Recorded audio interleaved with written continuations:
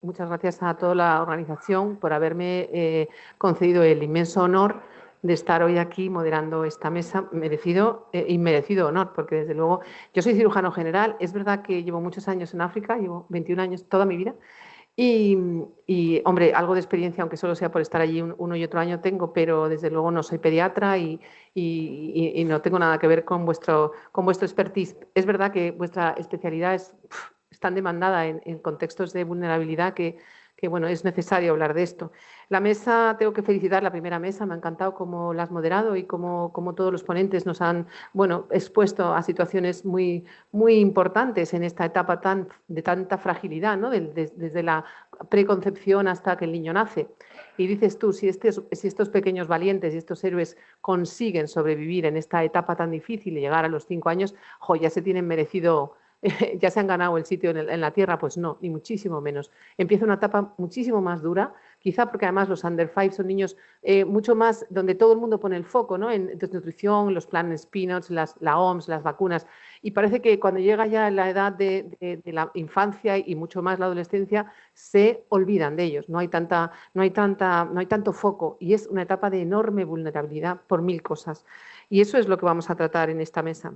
Vamos a abordar, si no os importa, os leo unas pequeñas notas que tenía aquí, los retos de la infancia y de la adolescencia en contextos de vulnerabilidad, crecer cuando las condiciones de vida, de salud, de educación, de entorno social no acompañan, crecer cuando nuestro constructo apenas nos deja aportar elementos a nuestro desarrollo, no solo físico, sino también emocional, entre ellos este último, el vínculo, ¿no? Crear vínculos, que es tan importante como motor del crecimiento. Crecer asumiendo, por ejemplo, nuestro rol de niñas ante la mutilación genital, el matrimonio infantil, la poligamia de los varones, el analfabetismo, la falta de salud, el embarazo adolescente, la lacra de la infertilidad en las mujeres, que ya se ha hablado antes. Crecer en un ambiente hostil, en un ambiente de guerra, como nos va a explicar Ricardo, con abusos sexuales, el trabajo temprano, la ausencia de escolarización, drogas, alcohol. Crecer manipulados por cualquiera, por nuestros padres, por los ancianos, por las autoridades, aplastados por nuestra cultura, por la tradición familiar, por el entorno social, por el cambio climático o por las condiciones económicas. Crecer sin comer, sin higiene, sin poder ir al aseo de forma segura si eres una niña. Crecer sin saber que hay otras cosas y que todo el mundo las merece. Entonces, desde esta mirada médica, educativa, social y ambiental, debemos reflexionar sobre cómo acompañar al crecimiento físico, emocional y humano de los niños y adolescentes que enfrentan pobreza, enfermedad, desplazamiento o falta de oportunidades. La pobreza lastra cualquier infancia y por ello debemos garantizar que crecer sea un derecho real, no un privilegio. Tenemos además que saber cuántos niños realmente son niños en estas circunstancias, ¿no? ¿Cómo podemos hacer para conservar su empatía? ¿Cómo podemos hacer para hacer que su constructo sea algo positivo? Y hablarán nuestros ponentes no solo de salud física, que es muy importante, pero sin olvidarnos de la salud mental, de la salud emocional o afectiva, de la salud social, de la salud ambiental, de la salud espiritual o existencial, esa que es tan importante en contextos de trauma, ¿no? O de abusos, de la salud comunitaria o colectiva, en fin, de todas las dimensiones de la salud que son tan importantes. La pobreza no solo limita lo que un niño tiene, sino que lo que un niño puede llegar a ser. Y crecer, por eso, debería ser un derecho, no una carrera de obstáculos, como es para tantos y tantos niños. Y por fin, decirles que la pobreza no solo frena el cuerpo, que no se va a desarrollar, también la mente, que deja de soñar, y la voz, que no se va a escuchar nunca. Hoy, en esta mesa, vamos a mirar este desafío de frente. Cómo acompañar el crecimiento en contextos de vulnerabilidad, cómo garantizar que cada niño en cualquier lugar tenga la oportunidad real de desplegar todo su potencial.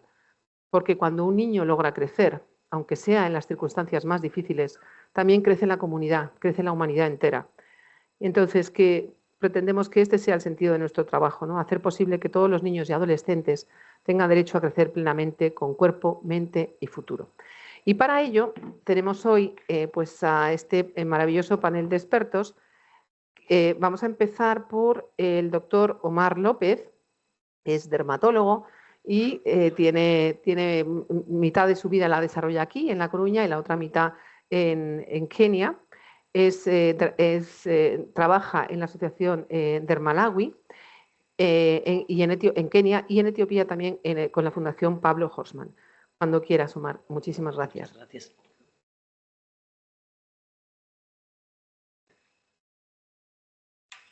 Buenos días, muchas gracias por la invitación, sobre todo a Sonia. Yo os voy a hablar un poco de mi experiencia como dermatólogo en África Oriental, que es la parte que yo conozco, sobre todo en Kenia y Etiopía, donde he tenido la oportunidad de trabajar con la Fundación Pablo Horstmann, y en Malawi, donde trabajo con la Asociación Dermalawi. Estuve también una vez en el Congo, donde conocí a Sonia y también a Pepe, que está por ahí. Os voy a poner algunos casos variados de enfermedades que van afectando desde recién nacidos hasta adolescentes, siguiendo un poco el orden y el sentido del Congreso. Y bueno, algunas enfermedades son frecuentes, otras no tanto, pero para tener una visión un poco amplia de todo lo que podemos ver en la piel cuando trabajamos en contextos de pocos recursos, ¿no? Para empezar, esto es una enfermedad que es muy frecuente en los neonatos. Cualquier pediatra que esté en urgencias la habrá visto. Es un síndrome de la piel escaldada estafilocócica. Es una enfermedad que con tratamiento tiene una tasa de supervivencia muy alta, pero si esta niña no tuviese acceso a un hospital y se quedase en su casa, las posibilidades de sobrevivir son bajas. Nosotros empezamos medicación intravenosa, hicimos curas, que es básicamente como un gran quemado. Esta foto me gusta mucho porque se ve el cariño que pusieron los enfermeros en la cura que le hicieron, y a los pocos días pues la niña ya estaba así, estaba totalmente recuperada. Esto es otra foto de lo mismo. Por alguna foto voy a pasar rápido porque no me da tiempo. Esto es un caso más grave. Era una niña de 21 días que llegó en agosto al hospital de Lamu, donde tiene una unidad de la Fundación Pablo Horstmann, y la pediatra que está allí, Teresa, me la envió. Llegó con esta úlcera enorme, veis que tiene el músculo ya expuesto en algunas zonas, esa gran escara necrótica, y la niña sorprendentemente estaba bien de estado general, no tenía signos de shock, no tenía fiebre, tenía muchísimo dolor, lo que es comprensible por toda esa úlcera. Y bueno, ante la sospecha de fascitis necrotizante, inmediatamente se empezó medicación intravenosa, y por suerte un cirujano del hospital se atrevió a meterla a quirófano y a limpiar toda la úlcera. Esas dos cosas que se hicieron en el día que llegó al hospital es lo que le salvó la vida. Al cabo de una semana se envió a Mombasa para que le hicieran unos injertos en la zona, y bueno, ahora mismo la niña está así. Desde la primera foto esta pasaron 2 meses y medio más o menos, le queda una cicatriz, obviamente va a ser un problema estético, puede que le dé cierta limitación funcional en el futuro, pero las cicatrices suelen mejorar, y bueno, la niña sobrevivió. Y ya hablando de cicatrices, os pongo otro ejemplo. Estas cicatrices, desgraciadamente, son muy frecuentes en África, sobre todo son por quemaduras, porque tienen la costumbre de cocinar en el suelo, y entonces se queman, o se queman con las ascuas, o se queman con el fuego, o se queman con el aceite o el agua hirviendo. Esta niña ya se había quemado hace tiempo, ya veis que queda una cicatriz. Muy frecuente que los niños hagan cicatrices hipertróficas o queloides. La cicatriz era muy dura y le picaba mucho, y además en la zona, aquí es donde tomaron los injertos para cubrir el defecto original, y provocó también una cicatriz hipertrófica. Y sobre todo la foto no es muy buena, pero tenía limitación a la extensión de la articulación del brazo y del hombro por las adherencias, por la cicatriz. Se hizo cirugía ahí, se hizo una zetaplastia, se liberó y ahora mueve el brazo perfectamente. Y lo bueno que tienen las cicatrices es que con los años mejoran solas. De la primera foto a la segunda hay 4 años de diferencia y ningún tipo de tratamiento en la cicatriz. Y ya veis que por sí ha mejorado.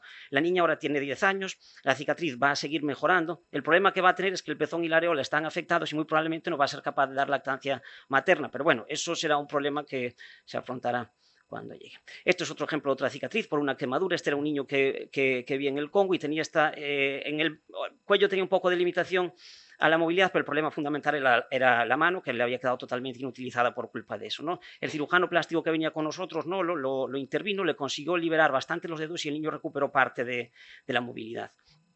En el primer año de vida también son muy frecuentes los hemangiomas infantiles, que la mayor parte de las veces se crecen unos meses y luego vuelven solos y no suelen dejar mayor problema, pero cuando son muy grandes, cuando son segmentarios, cuando están cerca de estructuras importantes, como en este caso el ojo, además esto había crecido prácticamente en 2 semanas, necesitan tratamiento. El tratamiento básicamente es con propanolol. Le iniciamos propanolol el día que llegó al hospital, esto fue en Lamu, le tuvimos que asociar corticoides, le tuvimos que dar dosis muy altas de propanolol porque tardó mucho en responder, pero al cabo de 1 año y medio la niña ya estaba así y tuvo una pequeña recaída al bajar la dosis, pero se le hemos vuelto a subir y va a seguir mejorando. Si no hubiera tenido acceso a un hospital, esta niña probablemente habría perdido la visión en el ojo derecho y se le hubiera quedado una gran deformidad en el lado derecho de la cara.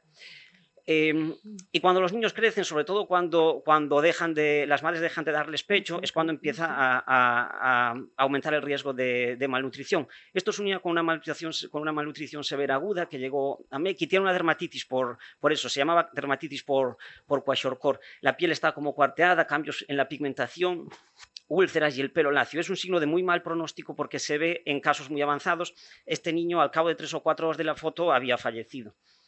Y esta es otra niña con lo mismo. Esta foto es muy expresiva del sufrimiento que suelen tener estos pacientes, la postración que tienen. El que haya visto un niño con una malnutrición severa aguda es una imagen muy impactante. Esta niña se ve muy bien las úlceras que tenía en las piernas, que además eran muy dolorosas. Y bueno, la cara que tenía la niña cuando llegó. Y con mucho esfuerzo, con mucho trabajo por parte de los trabajadores del hospital, esto fue en MEC, en Etiopía, y por mucha fuerza física de la niña, al cabo de 2 meses, pues estaba así. Me gusta mucho poner estas fotos para comparar porque parece una niña totalmente distinta y bueno, esto es un poco la voluntad a veces de vivir y parece casi un milagro que se pudiera pasar de esto a lo otro. Hablando de malnutrición, esto es una pelagra por un déficit de vitamina B3. Para tener déficit de vitamina B3 hay que tener una dieta muy pobre porque está en casi todos los alimentos. Básicamente se ven personas que se alimentan solo de maíz. Pueden ser ingeras hechas con maíz, como este caso, que es en Etiopía. Puede ser por comer ugali o enzima en otras partes de África Oriental. Pero básicamente significa que prácticamente no toman otros nutrientes más que maíz. Se ven estos cambios en la piel, pigmentación, en zonas fotoexpuestas, el típico collarete que tienen ahí, que no siempre se ve. Y es muy importante tratarla porque si no se trata es mortal de necesidad. Empieza a tener alteraciones psiquiátricas y con el tiempo hacen coma y muerte. Y no es una enfermedad tan extraña. Este es otro caso de lo mismo, que si no se tiene en mente se podría confundir con piel seca, con eczema, con muchas cosas.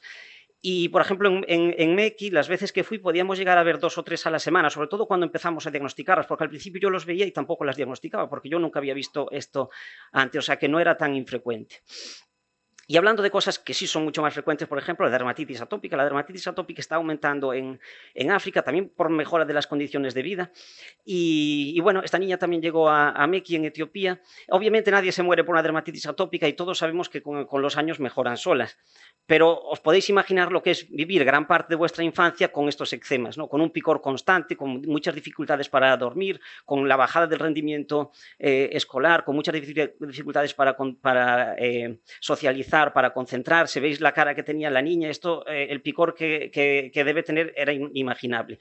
Y incluso aunque tengan menos eczemas, esto es un caso un poco extremo, pero es es bastante limitante, ¿no? Y limita mucho la calidad de vida. Y en esto hablaba antes Tomás Cobo de la dignidad. Es muy importante que en estos pacientes, aunque no sea algo mortal, tratarle esto es darle dignidad a esa niña, es mejorarle su calidad de vida.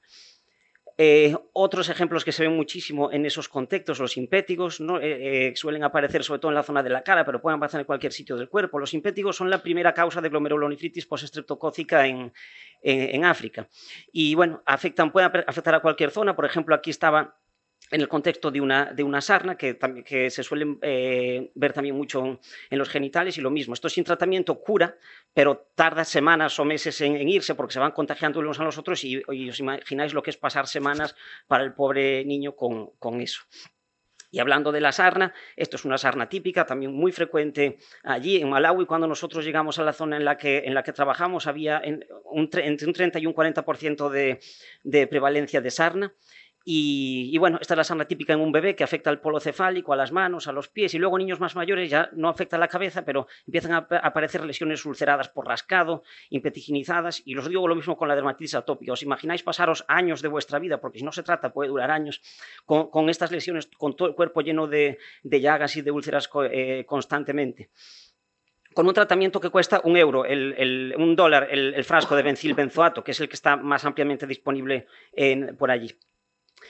Y luego las tiñas también son muy frecuentes. Muchas veces son lesiones pequeñas que se curan solas cuando llega la adolescencia. Nos consultan porque no les gusta tenerlas o por un problema estético, pero otras veces se extienden un poco más y pueden hacer tiñas inflamatorias que afectan a todo el cuero cabelludo, y si no se tratan adecuadamente durante varios meses con grisofulvina pueden acabar dejando una alopecia cicatricial que esta es permanente y el niño obviamente nunca va a recuperar el pelo.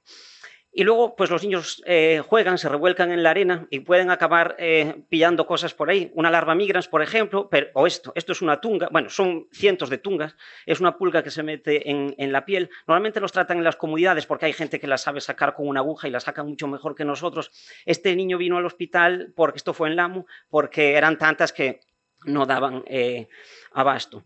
Y accidentes, este niño vino a Lamu, yo cuando le vi esa úlcera me pareció muy rara porque tenía una forma muy bien hecha y cuando le preguntamos, esta es una úlcera por mordedura de burro. Yo no sabía que los burros mordían, pero muerden y fijaos qué úlcera le hizo al pobre niño, ¿no? Y esto es un adolescente que vimos en Malawi que nos llegó con estas piernas. Esto básicamente puede ser una filariasis linfática o una podoconiosis. Llegado a este punto no importa mucho porque el daño está hecho. Le dimos tratamiento para cubrir la filaria por si lo era, para que no se siguiera extendiendo, pero aquí lo que hay que hacer básicamente son cuidados. Esas piernas olían muy mal. El adolescente, además de que tenía dificultades para caminar porque tenía esta úlcera en el pie, tenía muchas dificultades para socializar porque nadie quería estar cerca de él por el olor. Le enseñamos a limpiar las úlceras con agua y lejía, le trajimos unas medias de compresión adaptadas que no usa porque le son incómodas y por lo menos le trajimos unos zapatos adaptados que sí usan, ¿no? Y os digo lo mismo que con la dermatitis atópica. Por ejemplo, este paciente no lo podemos curar porque el daño en el sistema linfático ya está hecho, pero con medidas como estas, con enseñarle a limpiarle, que no huela tan mal, o traerle unos zapatos, le podemos dar un poco de dignidad a ese paciente y podemos hacer que mejore su calidad de vida. Y ya para acabar, y hablamos mucho de dignidad y de dignidad para vivir, vamos a hablar también ahora, mi compañero Tude os va a hablar de dignidad para morir, de cuidados paliativos pediátricos, y voy a poner dos casos que enlazan muy bien con eso.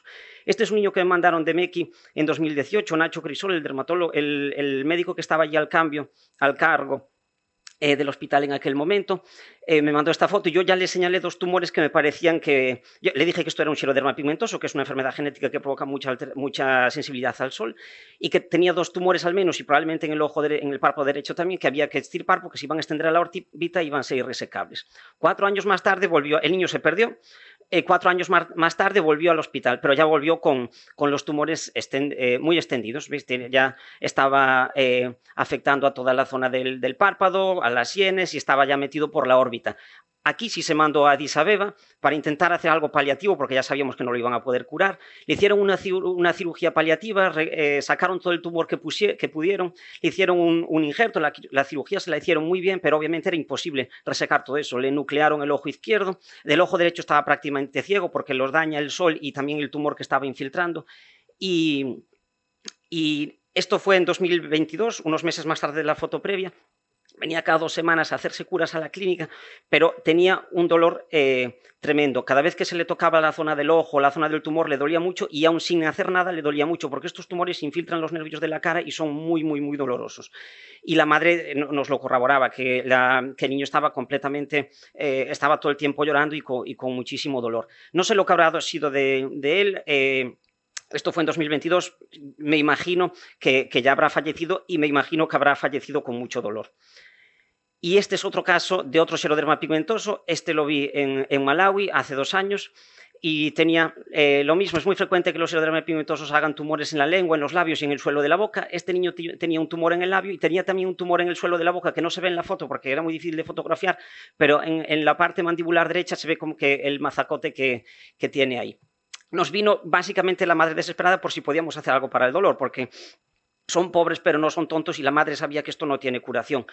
El niño no podía cerrar la boca, el niño no podía comer, estaba todo el día llorando, no se dejaba ni tocar, tenía un dolor altísimo, constante, inenarrable. Bueno, yo no me puedo imaginar lo que le puede doler. Unos compañeros míos unos meses antes lo habían visto y le habían dado paracetamol. Y esto es una forma de entonar el mea culpa, porque yo creo que no se puede ver a un niño así y mandarlo a casa con paracetamol, porque obviamente eso no es tratamiento para este niño. Conseguimos hablar con el hospital del distrito, con el hospital público, lo ingresaron en cuidados paliativos, no sé qué cuidados le dieron. Unas semanas más tarde hablamos con su madre, nos dijo que estaba mejor, que tenía menos dolor y a los 3 meses de esta foto, más o menos, nos dijeron que el niño ya había fallecido, por lo menos falleció en un hospital, con algunos cuidados, supongo que no serían todos los que deberían, pero bueno, de estos va a hablar Tude, y yo la reflexión que quiero dejar al final, y que enlaza muy bien con lo que él va a decir, es que yo creo que con los medios que tiene la medicina hoy en día, no es justificable que un niño en ningún parte del mundo se tenga que morir así. Y ya está. Muchas gracias.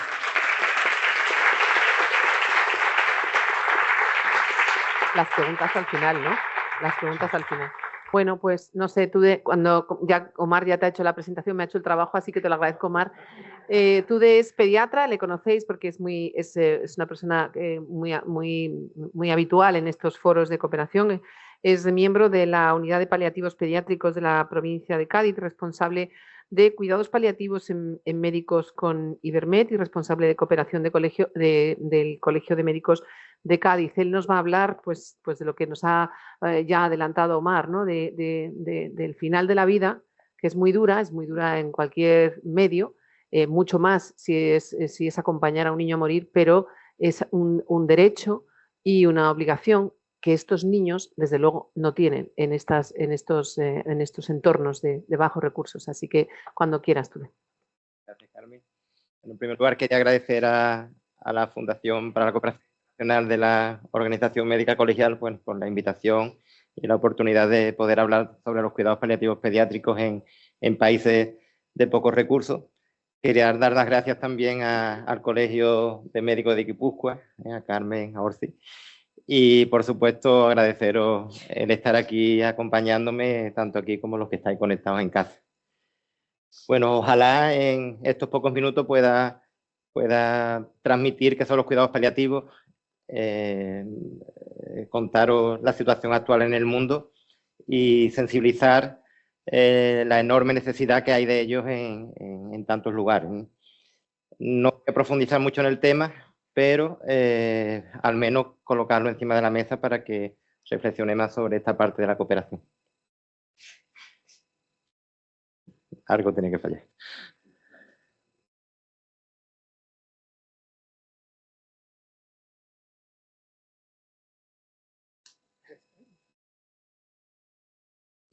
¿Cuál? Vale, gracias. Bueno, quiero comenzar con un pensamiento propio, que es que en muchos países donde nos movemos, muchos contextos donde llevamos nuestros proyectos, pues tengo la sensación como que la muerte se tiene como más en cuenta, ¿no? Como que uno vive con la muerte más cerca, o como uno más conciencia de que eso pueda llegar, ¿no? Y nosotros en nuestro mundo, nuestro primer mundo, como queramos llamarlo, pues vivimos volviéndole la cara, ¿no? Pocas personas piensan que nos vamos a morir, que se va a morir la gente de nuestro alrededor, y bueno, tampoco hace falta vivir asustado con que uno se va a morir, ¿no? Pero que tenemos, no sé si por las estadísticas de la cantidad de años que somos capaces de vivir aquí en España, o por el nivel de vida, corre con el trabajo, que no vivimos un poquito ajenos a lo que es la muerte, ¿no? Y bueno, no pensamos que cada día mueren miles de personas, y que entre esas miles de personas hay muchos niños, miles de niños que mueren cada día, y algo que no pensamos no pensamos ni que mueren niños, pero si pensamos que mueren niños, no pensamos que mal mueren, ¿eh? Y al decir que mueren mal, significa que mueren, como decía Omar, sufriendo, con dolor y en unas condiciones que uno no puede ni imaginar, ¿no? Este es un mapa que hace una organización mundial de prestigio, que es la Red Internacional de Cuidados Paliativos Pediátricos, que analiza periódicamente la situación de los cuidados paliativos en el mundo. Y bueno, esa es la situación de final del 2023. Está bastante actualizada, es la última que hay. Hay actualmente unos 21 millones de niños con necesidad de cuidados paliativos, de los cuales solo un 5 o un 10% reciben esos cuidados, ¿no? El estudio pues consistió en hacer una encuesta transversal a 167 países de los 197 actualmente se consideran en el mundo, y 85 de ellos no cuentan con nada de cuidados paliativos, es decir, casi un 70 y tantos por ciento no cuentan con posibilidades de cuidados paliativos de niños, siempre estamos hablando. Hay 11 países que sí cuentan con formación especializada y con integración de los cuidados paliativos en sus sistemas de salud, son Estados Unidos, Reino Unido, Francia, Alemania, Dinamarca, Noruega, Australia. Y bueno, y ahí en medio, en esa franja de no haber nada, a ver lo que debe de haber, pues ahí nos movemos España y otros tantos países donde poco a poco va creciendo. La evolución es favorable y cada vez hay más presencia y más conciencia de la necesidad de cuidados paliativos en España y en cualquier otro lugar.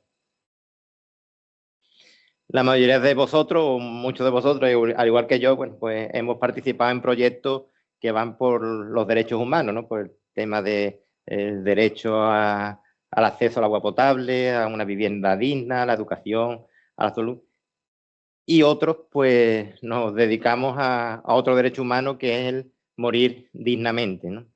Entonces, ese derecho por la muerte digna de los niños es de lo que se encargan los cuidados paliativos, que su definición es, bueno, es una atención activa a las necesidades de niños con enfermedades incurables, niños que tienen por esa enfermedad amenazada o limitada su vida, y esa atención pues no solo va por las necesidades físicas, sino también por las mentales, por las espirituales, por las sociales, del niño y su entorno, sus cuidadores y su familia, ¿no?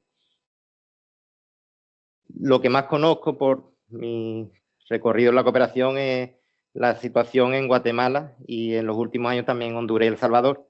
Entonces, bueno, ahora he estado recientemente en Honduras y Guatemala. Aquí me extenderé un poquito más y luego pues, he pedido información a otros compañeros que están en otros países.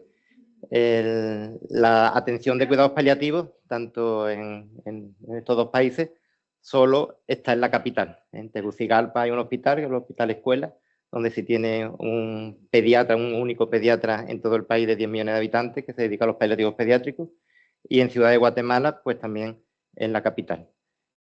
Existe una atención bastante decente para niños con patología oncológica, hondureña para niños con cáncer, y en Guatemala uno que sí da una atención, pero lo que os comento, esto es principalmente en la capital, pero claro, las enfermedades crónicas complejas no tienen atención y los oncológicos, bueno, no solo viven en la capital, viven en el resto del país. Entonces, hay muchas situaciones familiares que no tienen posibilidades económicas para ir a revisiones hasta la capital y no tienen acceso a medicación y bueno, tienen una situación bastante difícil, ¿no?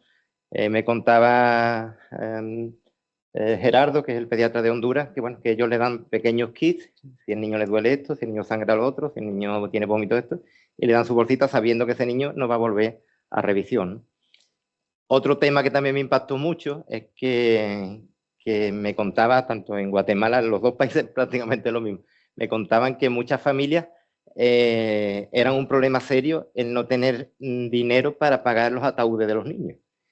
Y algo que también más, y me lo corroboraba la pediatra que lleva paliativo en Guatemala, es que muchos de ellos, cuando están casi al final de la vida, prefieren quedarse en sus aldeas porque ir hasta el hospital y fallecer allí suponía un problema enorme porque tenían que endeudarse para llevar el cuerpo de nuevo a su aldea. Entonces, bueno, son situaciones que uno aquí, yo que sé, que no te pasa por la cabeza que eso pueda estar pasando. Y esto es Centroamérica, que bueno, que trasladado a otro punto del mundo o de África, que estamos hablando tanto, pues todavía agrava mucho más, ¿no? Esto es un mini testimonio de una amiga que tengo enfermera, que es saharaui, porque en Sahara Occidental no hay cuidados paliativos pediátricos. Entonces, bueno, yo cuando me invitaron a participar y contaros esto, pues moví algunos hilos de contacto y demás, y bueno, le escribí, y ella pues nos dice esto, o me decía esto, que es para todos vosotros, ¿no? Ay, eso... He ido al hospital, he encontrado muchos médicos pediatras y médicos generales y especialistas y hablé de lo que pedías, enfermedades paliativas.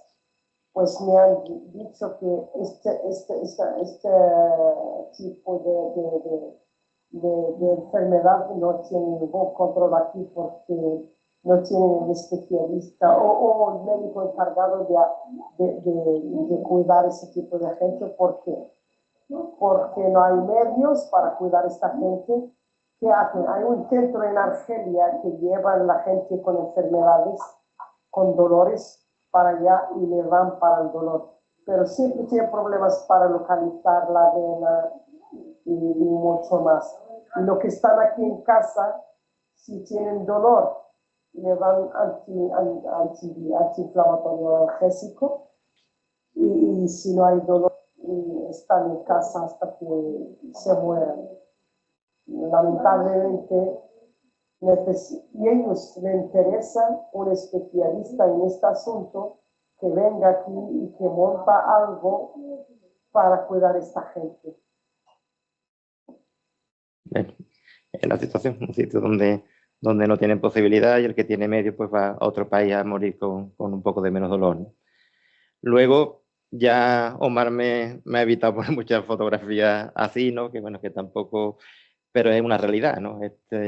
Estas fotos son de República Democrática del Congo. Allí está Ana Gutiérrez, que es una médica monja, que ha estado 8 años en República Democrática del Congo y ahora está en Camerún. Ella fue una de las principales impulsoras de los cuidados paliativos allí y pertenece a una ONG de aquí de Donosti, que es Paliativos Sin Fronteras.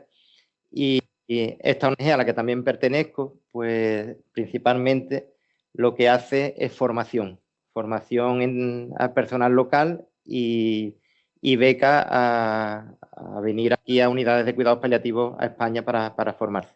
Hay cursos formativos que podemos hacer desde España y bueno, se ofrecen a otros lugares. Esta es una escuela de enfermería de Camerún y bueno, ella ha estado varios años en el Congo, fue una de las que participó también en la introducción de la morfina en el país y bueno, es uno de los motivos de morir mal, ¿no? Hay muchos lugares donde no hay acceso a medicación, no hay acceso a la sanidad o no hay acceso a la alimentación. Y bueno, son motivos que nos hacen entrar en situaciones de necesitar cuidado, ¿no? Y ya también se ha comentado en la mesa anterior, bueno, están los cuidados paliativos perinatales, que aquí en España también se está impulsando mucho, porque bueno, uno piensa cuidados paliativos, pues, y si es un pediátrico, pues piensa en el niño ya grandecito, ¿no? Pero esto se puede extender hasta en periodo prenatal. Hay diagnósticos prenatales de niños con malformaciones o con patología cardíaca que sabemos que o fallecen antes del nacimiento o mueren en las primeras horas o días de vida, ¿no? Sobre estos niños y estas situaciones y estas familias, pues también se encargan los cuidados paliativos. Y bueno, así por poner un ejemplo, en África, como contaba Ana, me lo decía, bueno, que el fallecer un niño recién nacido o nacer el feto muerto en algunos lugares de África, pues es un problema importantísimo para la mujer, primero por ese duelo que no tiene que... Y luego porque muchas veces se relaciona con temas de brujería, de malos espíritus y demás, y la expulsan de la familia, la expulsan de la comunidad, y es un problema muy importante, ¿no?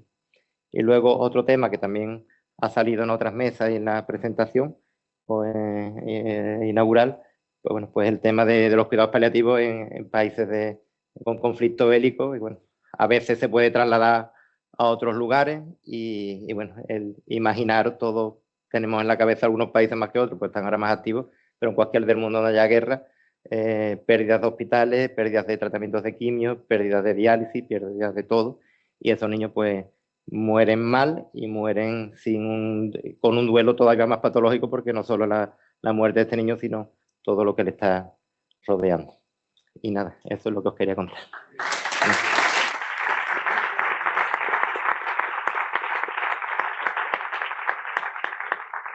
Muy bien, pues ahora tenemos que conectarnos, me parece que está ya en online, ¿no? El doctor Pere Barri Soldevilla. Sí, buenos días. Hola. Hola, buenos días. ¿Nos escuchas? Sí, ¿me oís a mí? Vale. Hola, ¿me oís? Hola. Hola. Hola, Hola. Sí. ¿me estáis oyendo a mí? Sí, sí, te oímos muy bien. ¿Qué tal? Soy Carmen perfecto. Hernández y tengo el honor de presentarte. Bueno, el doctor Barri Soldevilla es especialista en ginecología y en obstetricia experto en intervenciones quirúrgicas relacionadas con la reparación de la fístula obstétrica, de la herida innombrable, ¿no? En África, que afecta a tantas y tantas mujeres, niñas, y que tanto sufrimiento produce aquí, allí y aquí, porque él, como nos va a contar, hay muchas pacientes que conviven entre nosotros, que son niñas, mujeres actualmente mutiladas, y que bueno, pues se acercan a sitios como la Fundación de Exeus, donde él trabaja para intentar bueno, reparar esa herida innombrable. Así que bueno, muchísimas gracias, Pere, cuando quieras. Escuchamos. Perfecto. Confirmadme que tenéis la presentación. Ahora mismo vemos el cartel solo de la pantalla. Y ahora sí. Perfecto. Vale, perfecto. Oye, pues de verdad que muchísimas gracias por contar conmigo. Siento enormemente no haberme podido combinar para estar con vosotros, pero estaré encantado de compartir un poco mi experiencia.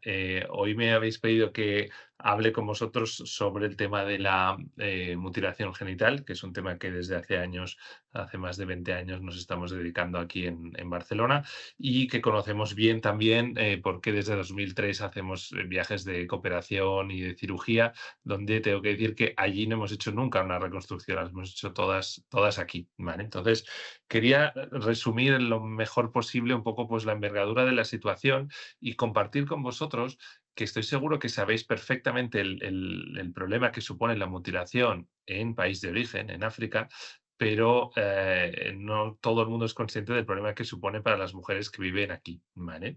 Sabéis que es un tema frecuente, desgraciadamente, que no atiende ni a barreras geográficas ni a religiones y que realmente, bueno, pues son prácticas ancestrales, rituales dirigidos a moderar la sexualidad femenina, que está todavía demasiado practicado. Evidentemente se practica más por personal no médico, no muy formado, en entornos más rurales que urbanos, en familias donde el nivel de educación de los padres es menor y donde el conocimiento de las leyes que lo prohíben es menor, ¿vale? La OMS clasifica, si es posible clasificar, las mutilaciones en función de la radicalidad de la extensión, ¿no? Cuando falta parte del clítoris es tipo 1, clítoris y labios menores es tipo 2, tipo 3 es clítoris y labios mayores, que sería esta imagen, ¿vale? Esta imagen que veis ahí, ese pequeño orificio que podríamos caer en el error de pensar que es el ano, no, es la entrada que le queda a la vagina a esta chica después de una mutilación tipo 3, ¿vale? Imaginar toda su vida donde ella cree que padece una incontinencia de orina, que no es nada más que orina recogida en la vagina, porque la uretra expulsa la orina contra la cicatriz y vacía la orina pues, por rebosamiento cuando se levanta, se sienta y camina, imaginaros. La verdad es que es cierto que las mutilaciones genitales pueden producir unas secuelas muy importantes que se pueden llevar la vida por delante a corto plazo. Estas no son, evidentemente, las pacientes que vemos aquí, pero las que vemos en España son las que tienen pues, secuelas a largo plazo importantes. Pero es verdad que en viajes a África pues, hemos tenido ocasión de vivir, de conocer casos de estos, ¿no? Veis que son niñas que de pequeñas pues, a veces hacen defectos de cicatrización, fibrosis que hacen pues que orinen así, o mujeres ya más mayores que pues ese cierre vaginal y vulvar hace que pueda quedar retenido flujo menstrual, ¿vale? Y como veis aquí, con el riesgo de infección, esterilidad que puede dar, ¿vale? Luego, evidentemente, no tiene nada que ver y es todo otro capítulo, pero el tema de la fístula obstétrica, la vesicovaginal, que nosotros sí que hemos tenido ocasión de tratar y operar muchas veces, aumenta su riesgo y su frecuencia en pacientes que tienen hecha una mutilación, ¿vale? La tipo 3, si consigue tener una entrada en vagina suficientemente grande, que la suelen abrir el día del matrimonio y llegan a embarazarse, pues claro, el día del parto alguien tiene que pasar por ahí y abrir esta entrada a la vagina para que los bebés puedan salir. Desgraciadamente, a veces no ocurre. Existe este tratamiento y quería compartir con vosotros, ¿no? Que realmente pues hay que poder ofrecer este tratamiento para restaurar el aspecto y la función. ¿Cómo lo hemos hecho en estos años? Pues la verdad es que estos años, al principio, desde 2007, nos costó de entrada conseguir pacientes y hacer pues muchas campañas con candidatas, con ONGs, con asociaciones, y la verdad es que ahora ya funciona como todo en medicina con el boca a oreja. El obtener fondos fue un problema y conseguimos visibilidad, y tengo que decir que la verdad es que el recibir el apoyo del premio reconocimiento de la Fundación Princesa de Girona, que he visto que no soy el único premiado en la sesión de hoy. Yo soy de los viejos y habéis tenido primera mañana uno de los últimos de este año, o sea que encantado, pero nos dio mucha visibilidad. Y luego yo desde el principio también quise que todas las sesiones quirúrgicas fueran en abierto, ¿vale? Y probablemente mi anhelo de que se pudiera hacer esta técnica en más sitios formando a profesionales, pues es de las cosas que desgraciadamente no está suficientemente conseguida, no tanto por que los profesionales tuvieran interés, sino porque al final hay que tener apoyos institucionales que cuestan.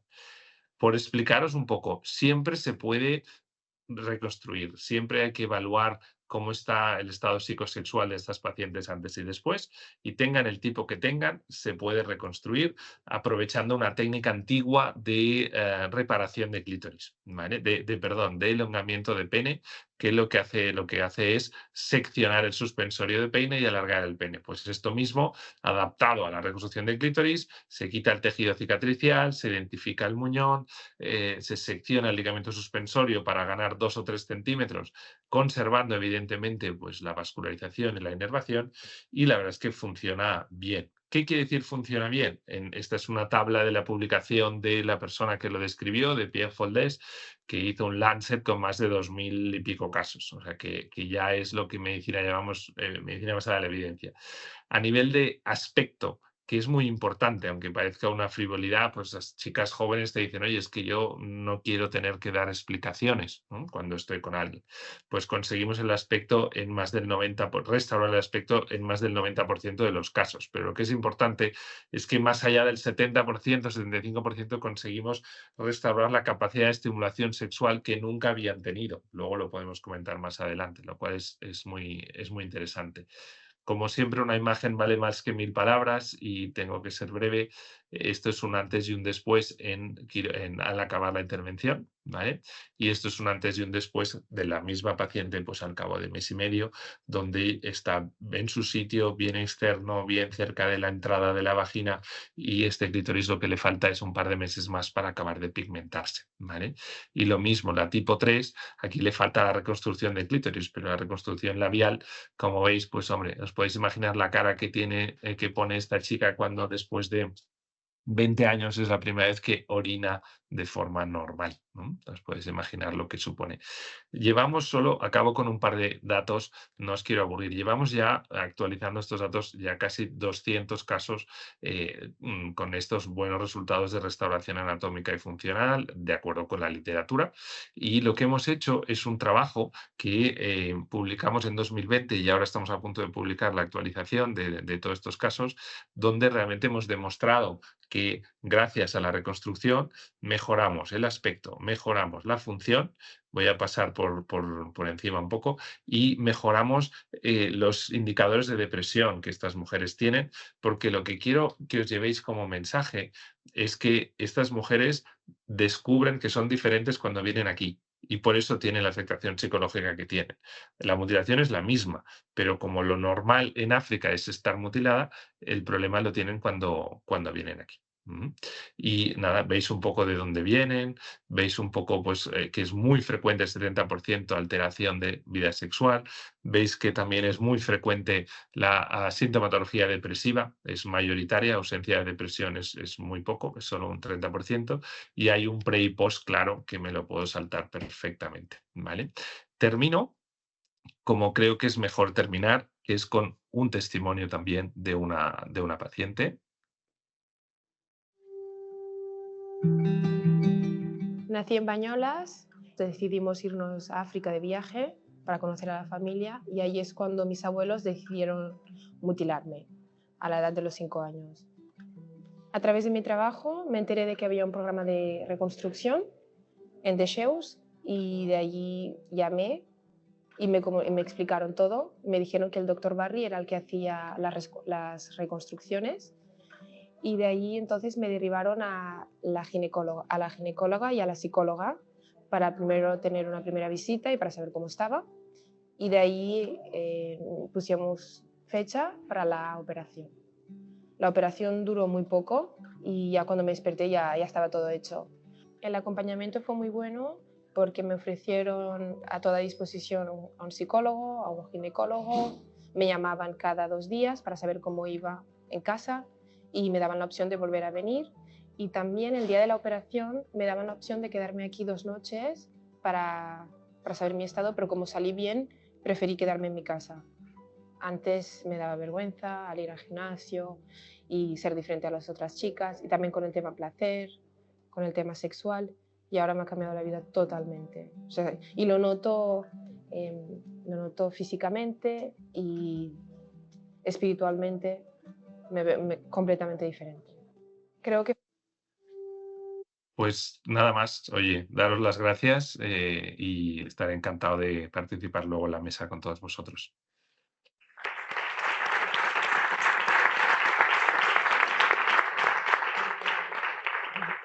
Bien, muchísimas gracias, Pere. Vamos ahora a abordar los otros aspectos de la salud de estos pequeños héroes, que ya no se refieren tanto a los psíquicos, sino a otro aspecto muy importante, que es su salud mental, su salud, el bienestar físico, el desarrollo social, psicológico y tal. Y para ello contamos con, en primer lugar, el doctor Ricardo Angora, psiquiatra, es psicólogo, doctor en medicina y mediador sanitario, es médico cooperante de Médicos del Mundo, lleva muchísimos años trabajando en el mundo de la cooperación y actualmente gran parte de su trabajo lo ha desarrollado en Gaza a raíz de la crisis palestina. Cuando quieras, Ricardo, muchísimas gracias. Muchas gracias, Carmen, y bueno, agradecer a la Fundación y al Colegio de Médicos de Guipúzcoa la oportunidad de poder compartir con vosotros esta mañana estas jornadas de cooperación. Yo bueno, voy a tratar de analizar el impacto que está produciendo el conflicto ahora mismo en Gaza en la salud mental de los más pequeños y de los más jóvenes. Y bueno, mucho se ha hablado y mucho conocéis sobre la situación de desastre humanitario que se está produciendo en Gaza y que se ha producido en Gaza, con el impacto que está teniendo en la población civil, ¿no? Pero hay que tener en cuenta que el 47% de la población de Gaza tiene menos de 18 años. Es decir, casi la mitad de Gaza tiene ahora mismo, son jóvenes, son adolescentes, son niños. Y el impacto que está produciendo desde el punto de vista de salud mental en esta gran parte de la población está marcando sus vidas. Bueno, vamos a ver. Que se me ha disparado. Quería empezar con esta fotografía. Es una fotografía que tomé en 2007 cuando por primera vez los equipos de Médicos del Mundo entramos en la Franja de Gaza para atender a la población como consecuencia del bloqueo que se estableció en aquel momento, ¿no? Desde entonces, desde el 2007 hasta ahora, han pasado 18 años y la situación ha sucedido con recrudecimientos de la violencia constante, ¿no? Es decir, recrudecimientos de la violencia que han ido afectando prácticamente a toda una generación de pequeños, de adolescentes y de jóvenes durante todo este tiempo. Es decir, ahora lo que estamos asistiendo es a un incremento de la violencia, pero es una violencia intensa que se ha mantenido durante todos estos años, ¿no? Y ahora estamos en un nivel y en una dimensión que prácticamente no tiene nada que ver con las anteriores, ¿no? Pero que sigue el mismo patrón de violencia que afecta a la población desde entonces. Es verdad que hay un punto de inflexión que se produce el 7 de octubre cuando las milicias Qassam y Al-Quds causan el terror en las poblaciones limítrofes de la Franja de Gaza, ¿no? Que todos conocemos, y la reacción posterior de Israel. Una reacción que ha producido prácticamente la destrucción de la Franja de Gaza, como todos conocéis muy bien por las imágenes de televisión, no hace falta que lo muestre. Quiero decir que algunas de las fotografías como estas son de los equipos de Médicos del Mundo que desde entonces están presentes allí. Actualmente no hay equipos internacionales, los que hay son equipos locales de gazatíes, de Médicos del Mundo, y que hay otras fotografías que están cogidas de los medios, ¿no? Pero ahora mismo el nivel de destrucción está afectando, bueno, sabéis el número de víctimas, en torno a 67.000, pero de esos 67.000, el 32% son menores de 18 años. Es decir, estamos hablando de casi un tercio de las víctimas que se han producido hasta ahora son niños, son adolescentes, son jóvenes, ¿no? Y el impacto que está teniendo en el resto de la población, ¿no?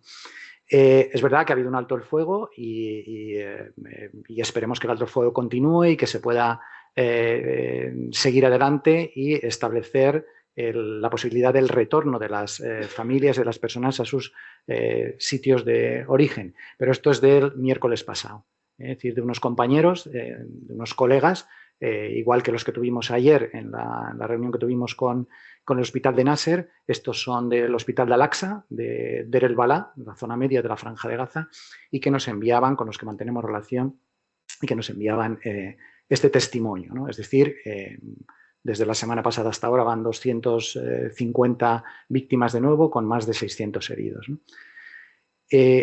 La crisis humanitaria, ¿cómo está afectando la crisis humanitaria a la salud mental y al bienestar psicosocial de los jóvenes, de los más jóvenes, ¿no?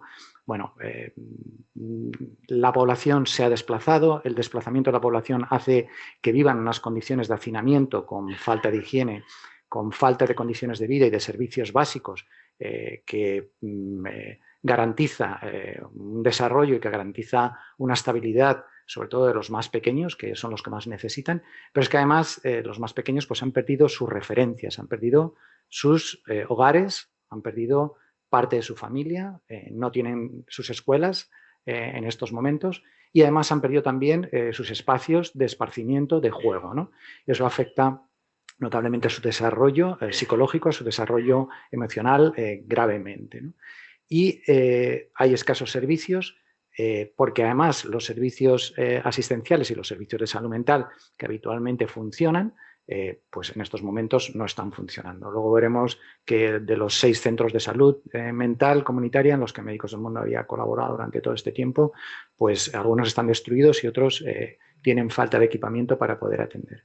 Pero aparte de esto, el rol que están desempeñando muchos de estos niños, muchos de estos adolescentes, es un rol que no les corresponde, ¿no? Es el tener que ir a abastecerse de agua, es ir a recoger comida. Es decir, eso genera en los niños unas conductas que están basadas en la supervivencia, ¿no? Y esto les va a condicionar el desarrollo posteriormente, ¿no? Porque todas sus imágenes que tienen, todas sus vivencias que tienen están condicionadas, están relacionadas con esto. Esto les va a condicionar su desarrollo posterior, que va a estar muy centrado en esto, ¿no? En un patrón de conducta que han aprendido, ¿no? El tener que sobrevivir día a día, ¿no? Otro efecto que se está produciendo es el de la desnutrición, ¿no? Bueno, ya sabéis que en agosto se decretó por parte de la OMS la hambruna en la Franja de Gaza. Y esto pues está afectando ya desde un punto de vista biológico a lo que es el desarrollo de las conexiones neuronales y va afectando a las funciones más básicas de funcionamiento cerebral, ¿no? Con lo cual, pues muchos de estos niños van a tener luego dificultades en cuanto a la escolarización y dificultades en el aprendizaje y bajo rendimiento escolar, sin lugar a dudas, ¿no? El impacto de la violencia, ¿no? ¿Cómo va a impactar o cómo está impactando la violencia? Sobre todo en cuanto a las vivencias traumáticas, ¿no? Los niños y los más jóvenes tienen muchas dificultades para poder elaborar respuestas ante la violencia y ante las vivencias traumáticas. No solamente la vivencia de llegar a poder o estar a punto de perder la vida, sino además ser testigos de situaciones realmente traumatizantes para ellos y les va a marcar notablemente. Pero también la pérdida de sus padres, la pérdida de sus cuidadores, la pérdida de sus compañeros de clase, ¿no? Cuando se vuelva a la escolarización esto va a ser realmente traumático para ellos, o incluso la pérdida de profesores, porque como todos sabemos, todos conocemos, el referente que tiene un profesor o que tiene un maestro para los alumnos a esas edades, ¿no? Estos son algunos de la clínica que van a tener los niños, que tienen los adolescentes. Fundamentalmente está en torno al ámbito de la ansiedad, fundamentalmente, muy ligados al temor, al miedo, a las somatizaciones, bastantes somatizaciones, alteraciones en cuanto a la alimentación, alteraciones en cuanto a los patrones de sueño, pero sobre todo muy ligado al ámbito de la dimensión de la ansiedad, ¿no? Con algunos trastornos depresivos, pero fundamentalmente a estos niveles. Y otro de los aspectos, aparte de somatizaciones y aparte de alteraciones fisiológicas en esos niveles, es el trauma, ¿no? El trauma infantil que van a sufrir y que les va a condicionar desde un punto de vista de las conductas evitativas, el retraimiento, el aislamiento, los fenómenos condicionados, pues que cuando llega a un determinado momento, una determinada hora, pues los padres comentan, ¿no? Te dicen, ¿no?, que el niño se pone muy nervioso, se pone muy inquieto por el condicionamiento que tienen de las vivencias. Y la parte del duelo, ¿no? La parte del duelo en cuanto a la pérdida, sobre todo la pérdida de los padres. Hay que decir que ahora mismo hay 40.000 niños que han perdido o que están presos sus padres o que han desaparecido. Estos 40.000 niños están siendo atendidos por UNICEF en la zona sur de la Franja de Gaza. Al principio fue un problema muy grave, muy importante, pero ahora mismo están bien atendidos y están en centros escolares y bien protegidos. Pero claro, hay muchos niños que después de un estado de shock pues tienen un estado de clínica, por ejemplo, de mutismo, ¿no? Y se pasan una semana o 2 semanas con un absoluto mutismo total, que eso genera, os podéis imaginar, ¿no?, la ansiedad que genera en los padres, que genera en el entorno, el ver un niño que lleva una semana o que lleva 2 semanas sin emitir ningún tipo de palabra, ¿no? Con afectación también en cuanto a la alimentación, ¿no? Por eso es muy importante, ¿no?, y como hay estudios basados en la evidencia, en cuanto a hacer una intervención precoz en relativo a los efectos del trauma y a los efectos del duelo. Un trauma y un duelo que además suelen ser colectivos, es decir, que van más allá de la individualidad y que eso incrementa la intensidad con la que se vive y las dificultades como para poder hacer frente a ello. Es decir, trauma colectivo, duelo colectivo, que incluso sin haberlo sufrido directamente se contagia por el resto de los menores, ¿no? Y ahí hay que hacer un tratamiento precoz, porque si se hace un tratamiento precoz vamos a evitar el poder llegar a un trastorno de estrés postraumático, como sabemos bien la gente que nos dedicamos a esto, las dificultades que hay para tratar un trastorno de estrés postraumático una vez que está establecido, ¿no? Es muy complicado, es muy difícil y lo limitante que es, porque a veces quizás no le damos la trascendencia que tiene un trastorno de estrés postraumático, pero tiene una trascendencia muy grande para la funcionalidad de las personas cuando son adultas. En cuanto a la respuesta, algunos datos de las intervenciones, tanto en la ciudad de Gaza como en Deir el-Balá, que es donde se está interviniendo, y hay quizás lo más importante con los menores, sin entrar en detalles desde el punto de vista de técnicas que llevamos adelante, pero es la protección. Es decir, es lo básico. Los niños en estos contextos lo que más sufren es el temor, ¿no? Y tienen miedo a la situación en la que están viviendo. Y el tener espacios protegidos, espacios seguros donde se les pueda atender, donde se pueda trabajar con ellos, es básico. Ese es un principio básico de intervención. Y luego, desde mi punto de vista, ¿no?, luego hay diferentes abordajes respecto a los tratamientos y las intervenciones. Las intervenciones sistémicas, es decir, no intervenir solamente con los niños como tal, sino hacerlo en el entorno familiar.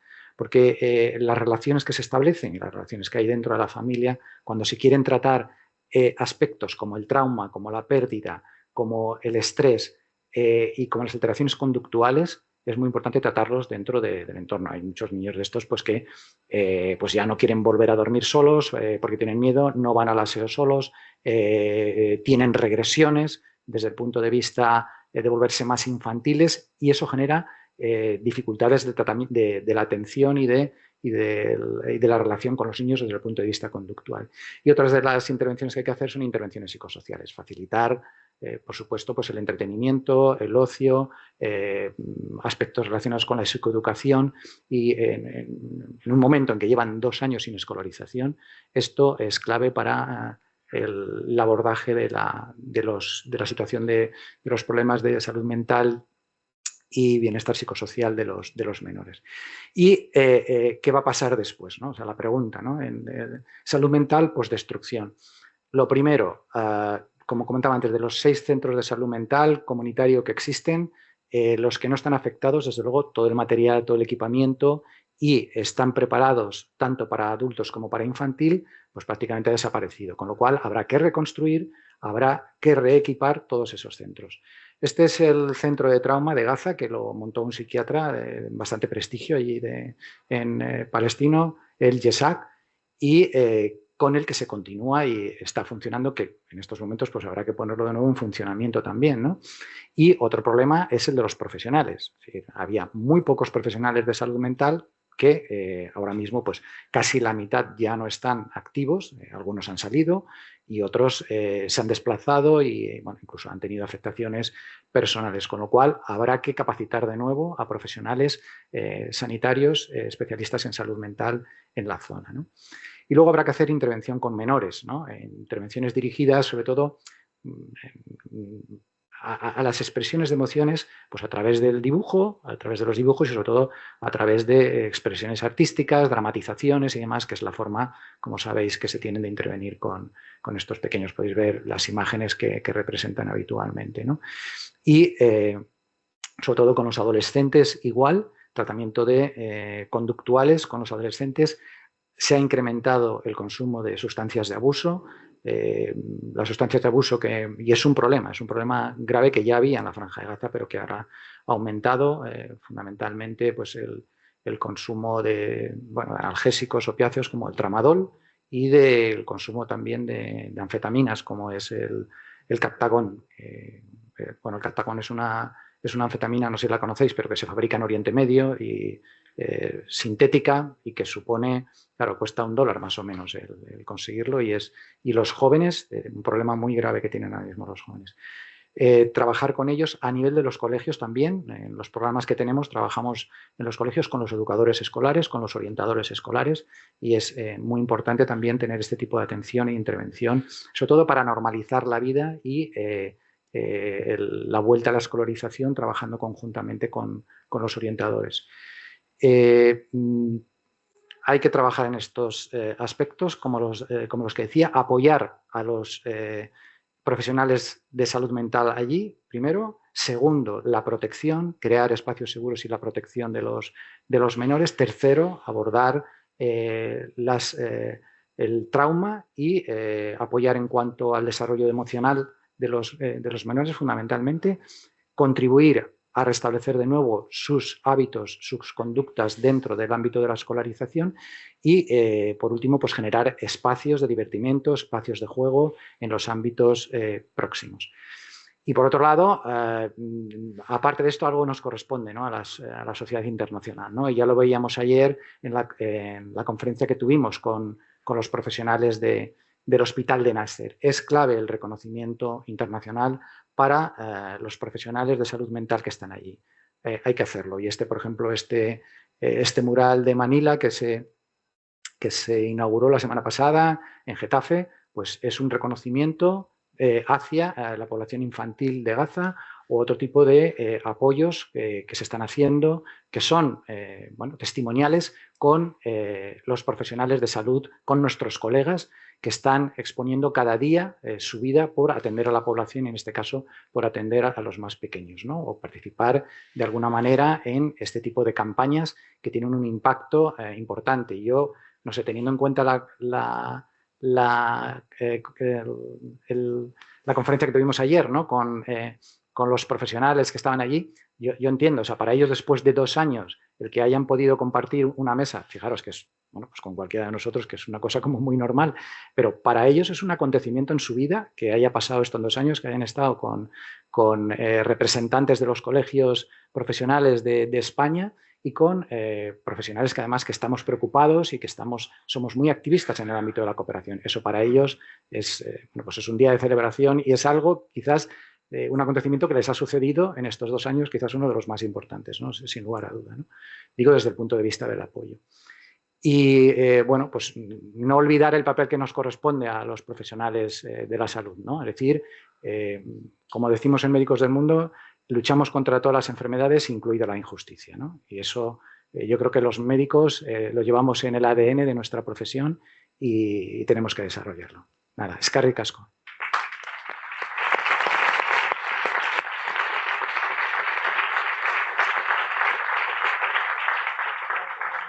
Muchas gracias, Ricardo. Ya por último, y no menos importante, por supuesto, creo que nos vamos a Nairobi esta vez, ¿no? Nos vamos a Nairobi, a Kenia, con Ariadna Pérez. Hola, Ariadna, ¿estás por ahí? Hola, ¿sí me escuchan? Hola, ¿qué tal? Sí, sí, te escuchamos. Bueno, Ariadna es psicóloga especialista en niños y adolescentes y trabajadora humanitaria.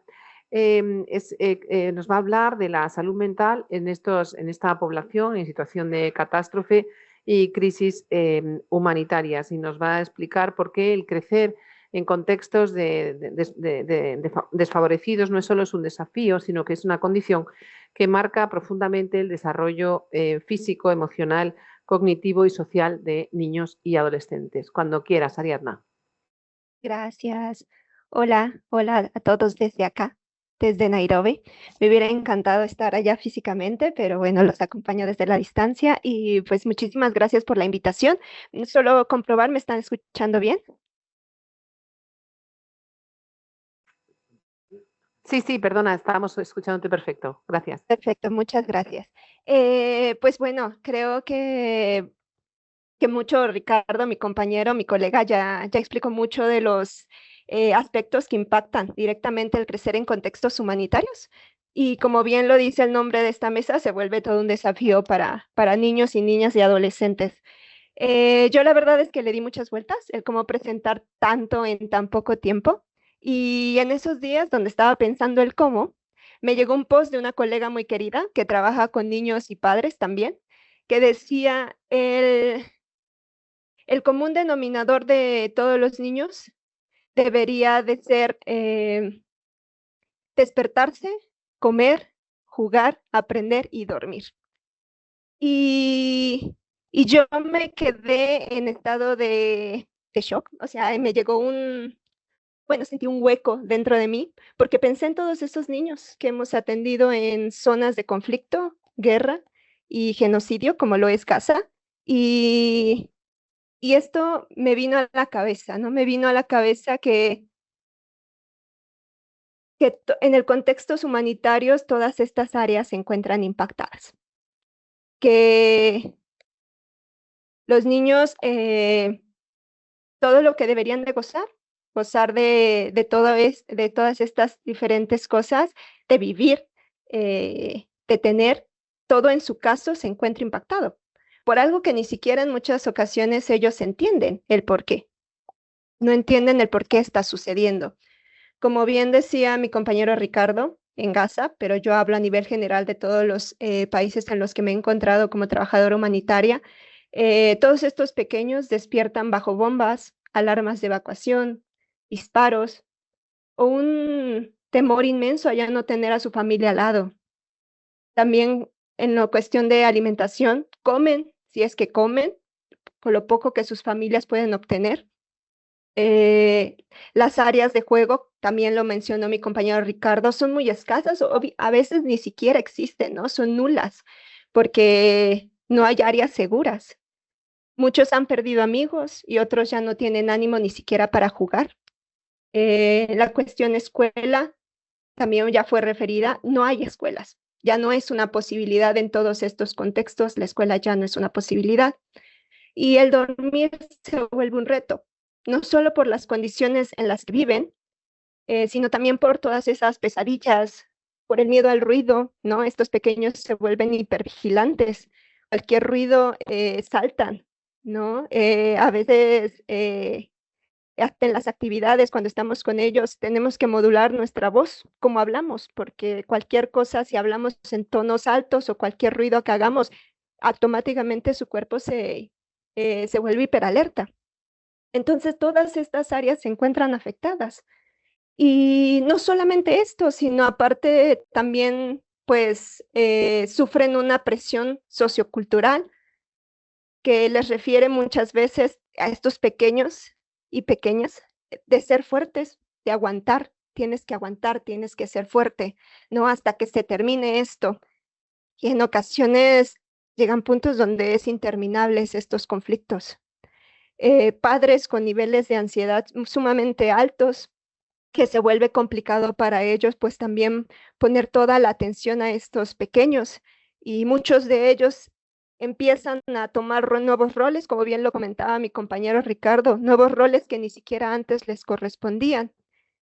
Y también la pérdida constante, ¿no? La pérdida constante a todos los niveles, que se vuelve un común denominador.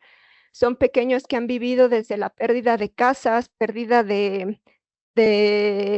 pues de todos sus, hasta de juguetes, ¿no? Yo me acuerdo mucho niños mencionando sus juguetes, sus pertenencias, que no tienen ese juguete o ese libro, eso que tenían en su casa y que lo han perdido, pérdida de mascotas y bueno, pérdida de familiares, ¿no? Justamente también lo decía Ricardo, muchos de estos pequeños pierden a sus padres, a sus cuidadores directos y comienzan a vivir o a estar con familiares a veces directos, a veces hasta indirectos, como lo son vecinos, ¿no? Me he topado con pequeños viviendo con vecinos porque todo su entorno familiar lo han perdido. Pues todo esto lo convierte en un desafío en sí mismo. Y son niños que crecen con muchas afectaciones emocionales, físicas, sociales y cognitivas. Todas sus áreas de desarrollo se ven impactadas. Son niños que desconfían del otro constantemente, ¿no? A veces es complicado que se acerquen a estos puntos de encuentro, ¿no? Que a veces formamos para que ellos puedan tener estas sesiones de atención psicológica o de psicoeducación. A veces hasta esto mismo es complicado porque ellos tienen esta desconfianza del adulto, esta desconfianza del otro. Muchos de ellos están llenos de tristeza, de rabia, de frustración y muchas veces de culpa, porque para ellos muchas veces en su pensamiento, que al final pues su desarrollo, lo que su desarrollo les permite en ese momento, piensan que mucho de lo que está pasando a lo mejor fue ocasionado por ellos mismos, porque realmente no entienden y nadie les ha explicado el por qué está sucediendo lo que está sucediendo. Y muchas veces, al no poder expresar todo este cúmulo de emociones, a sus cortas edades, porque a esta corta edad, así como adultos, a veces nos cuesta trabajo expresar cómo nos estamos sintiendo. Al niño no existe la identificación aún de cuál es mi emoción y ahora cómo la puedo externalizar, pues claro que empiezan a tener muy malos comportamientos que se vuelve un problema también social, ¿no? Y también problemas físicos. Bien hablaba también mi compañero Ricardo sobre problemas psicosomáticos, ¿no? Luego llegan a nuestras clínicas muchos niños con unos problemas de dolores de cabeza, dolores de estómago, hasta problemas de que no pueden respirar, ¿no? De problemas de que me está faltando el aire o esta sensación de ahogo y que los reciben mis colegas médicos y que ellos nos los reportan diciendo, no hay nada físico que podamos reportar, no hay nada físico que pueda hacer explicación de estos síntomas. Entonces nos toca a nosotros entender el por qué se está dando este síntoma, pero es realmente todo este cúmulo de lo que está sucediendo y yo no lo puedo externalizar. Entonces al final mi cuerpo va a buscar externalizarlo de una de otra manera. Sin duda, el crecer en contextos humanitarios no solo es un desafío, ¿no? Se vuelve una condición que marca profundamente el desarrollo físico, emocional, cognitivo, social de los niños, niñas y adolescentes. Y creo que esto, como profesionales, todos los que estamos aquí, nos exige alzar la voz por ellos. Alzar la voz para que, como bien lo mencionaba también mi colega, exista una protección y un acompañamiento pronto de sus necesidades, ¿no? Y qué mejor que en algún momento, como también lo refería al final, lleguemos a un estado de paz en el que ya ni siquiera hablemos de este tipo de contextos, que estos niños viven en este tipo de contextos, ¿no? Es importante que por ahora, mientras seguimos alzando la voz para que exista, ya no existan este tipo de contextos, pues que exista este acompañamiento con intervenciones que se nos permita que se vea la salud mental, ¿no? Como algo prioritario también, que se nos permite estar en todos los ámbitos de estos contextos humanitarios como profesionales de salud mental y que se capacite en todas las áreas, desde la parte de los médicos, la parte de los trabajadores sociales, la parte de enfermeros o todos aquellos que trabajamos en el ambiente humanitario, que se capacite en todo lo referente a la salud mental. Creo que poco a poco la salud mental va agarrando fuerza y eso la verdad nos permite tener más alcance, pero sí creo que aún existe mucho por dar para capacitar a todos los profesionales y capacitar en salud mental, claramente, pero también en lo que respecta a la infancia, ¿no? Muchas veces por el hecho de que estos pequeños no hablan directamente de lo que están sintiendo, como ya le hacía referencia, pues muchas veces decimos no está pasando nada, ¿no? No le pasa nada a esos niños. Y realmente dentro de ellos están pasando demasiadas cosas, ¿no? Entonces, que se les pueda capacitar a los profesionales en cómo identificar estas necesidades emocionales, como cuáles son las cosas que puedo ver durante la consulta, cuáles son las cosas que me tengo que prestar atención y cómo puedo posteriormente atender estas necesidades en los pequeños. Creo que esto es desde mi punto algo que quería reforzar en el hecho de pues de seguir alzando la voz, ¿no? Para poder acercar este apoyo a estos pequeños y que podamos disminuir el impacto que estos contextos están generando en sus vidas de manera general. Y pues bueno, esto es de mi parte. Muchísimas gracias y muchísimas gracias por la oportunidad de permitirme estar aquí y pasar este mensaje.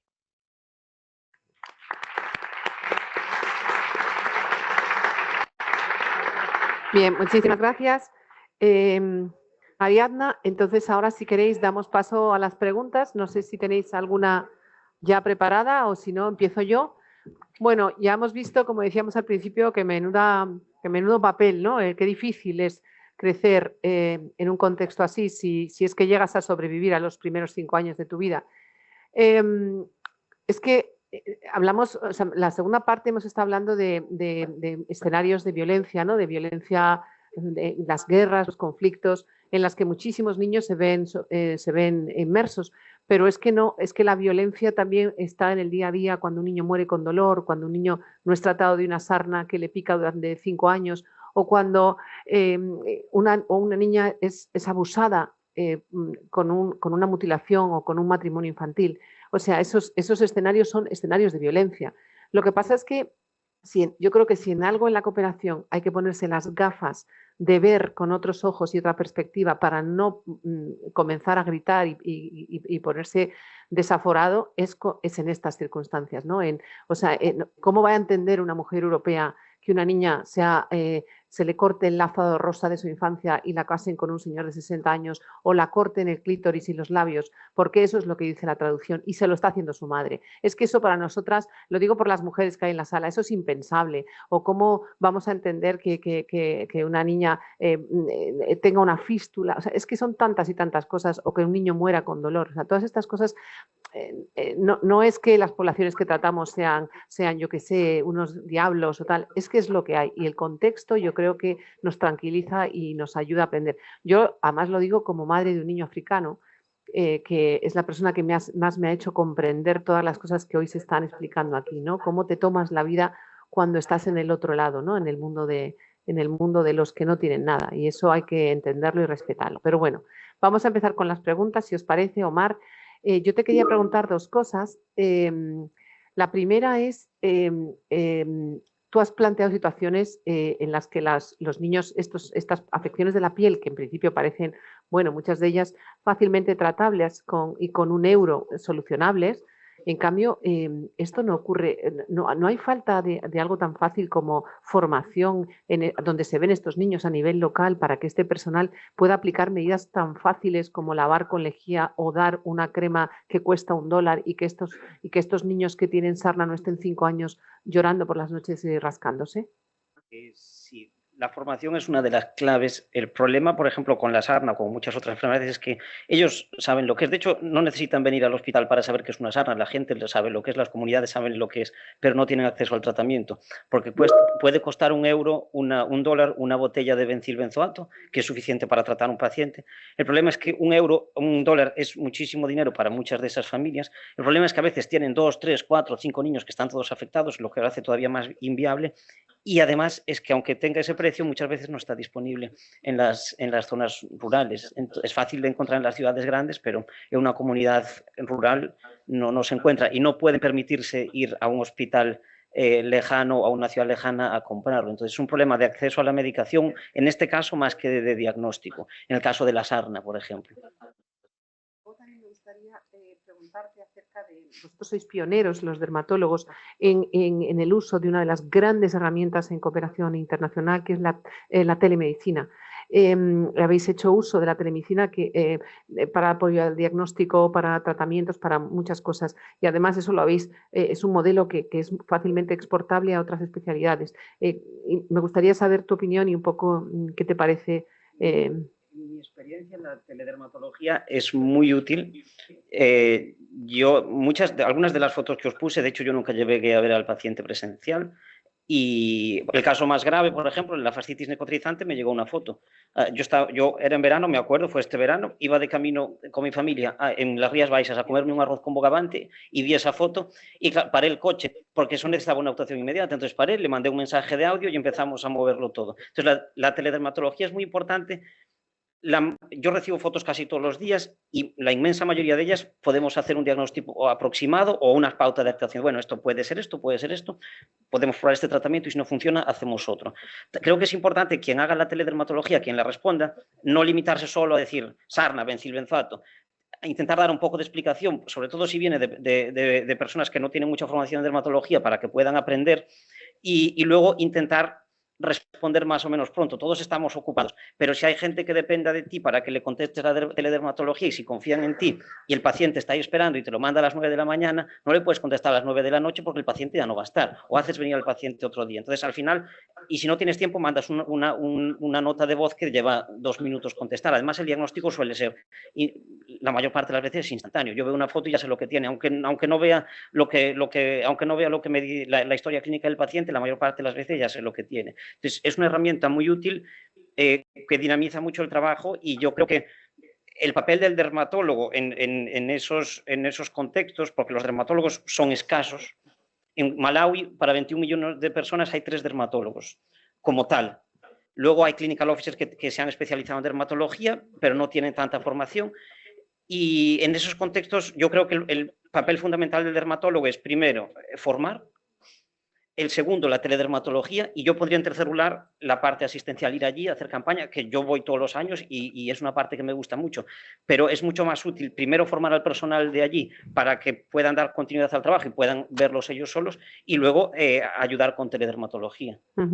Efectivamente, yo creo que es importantísimo una herramienta que debe ser ágil, es verdad lo que tú dices, cuando he tenido sesiones de teledermatología, cuando consultas a un dermatólogo tienes 4 diagnósticos, cuando consultas a 2 tienes 18 y si encima se ponen a hacer una sesión ya te vuelves loca y tienes la consulta llena de pacientes. Tiene que ser ágil y en eso quería preguntarte también, porque bueno, todos los que hacemos cooperación, yo ahora mismo, aparte de mi trabajo en Turkana, tengo una clínica móvil en Sudán del Sur, que pasamos un enfermero que el pobre no tiene mucha idea de nada, un chimpancé y yo, el chimpancé va en bicicleta y claro, el pobre necesita saber de trauma, de dermatología, me consulta de todo. Entonces yo tengo un mini hospital online con un experto en hipertensión, que allá hay mucha, con un traumatólogo, con un dermatólogo y esto que parece una broma, pero es que es real, necesitan a veces, o sea, un tío que está en Sudán del Sur, en una aldea perdida, necesita, ¿qué hago con con que tiene 23 de tensión? ¿Qué tal? ¿Qué cual? Y en ese sentido te quería preguntar, ¿y qué pasa con la inteligencia artificial? ¿Tú crees que es una herramienta que en el futuro, en estos contextos, lo mismo que la telemedicina, que es algo completamente viable, puede ser de ayuda? El médico africano transformado en un doctor. No soy muy experto en eso, pero sé que hay gente que está utilizando fotos de dermatología Entrenar. en pacientes africanos para alimentar inteligencias artificiales para que aprenda. Yo creo que no hace falta una inteligencia artificial. Más del 80% de los diagnósticos de dermatología en África subsahariana son tiñas, sarnas, eczemas o impétigos. Puede ser por picaduras, por más cosas, pero eso es la inmensa mayoría de los pacientes. Bueno, y pitiriasis versicolor, cosas así que no tienen mucha importancia. Entonces, si cualquier persona, mi madre que no es médica, si yo estoy con ella una semana, puede aprender a diagnosticar casi todo eso. Y yo he visto eso mucho en los países en los que he estado, porque siempre la formación es una condición sine qua non pongo para ir. Y tuve mucha suerte porque en la Fundación Pablo Horsman le da mucha importancia a eso. Y yo he visto un avance muy grande en los médicos locales que atendían desde la primera vez que yo fui a la última vez que fui a algunos de los sitios. En 2 o 3 años, en 2 o 3 sesiones habíamos hablado, les llevé formación escrita y ellos mismos aprendieron a diagnosticar la mayor parte de estas cosas. Claro que habrá cosas más difíciles y para eso se puede utilizar la teledermatología, pero que sepan diagnosticar lo básico, eso soluciona la gran mayoría de los pacientes. No hace falta ni un dermatólogo ni una inteligencia artificial. Muy bien. ¿Sí?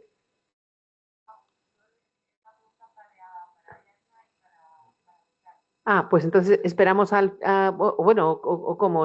Le iba a hacer preguntas bueno, pero vale, si no, es que no sé cómo seguir, cómo lo hago. Lo mezclamos, ¿no? Pues venga, adelante. No, iba por orden, pero me parece bien. Ariadna y Ricardo, ok, adelante. Hola. Tienes que usar el micro, sí, es que si no ellos no nos oyen, claro, Ariadna no te va a oír. Hay que hacerlas en una tarjeta.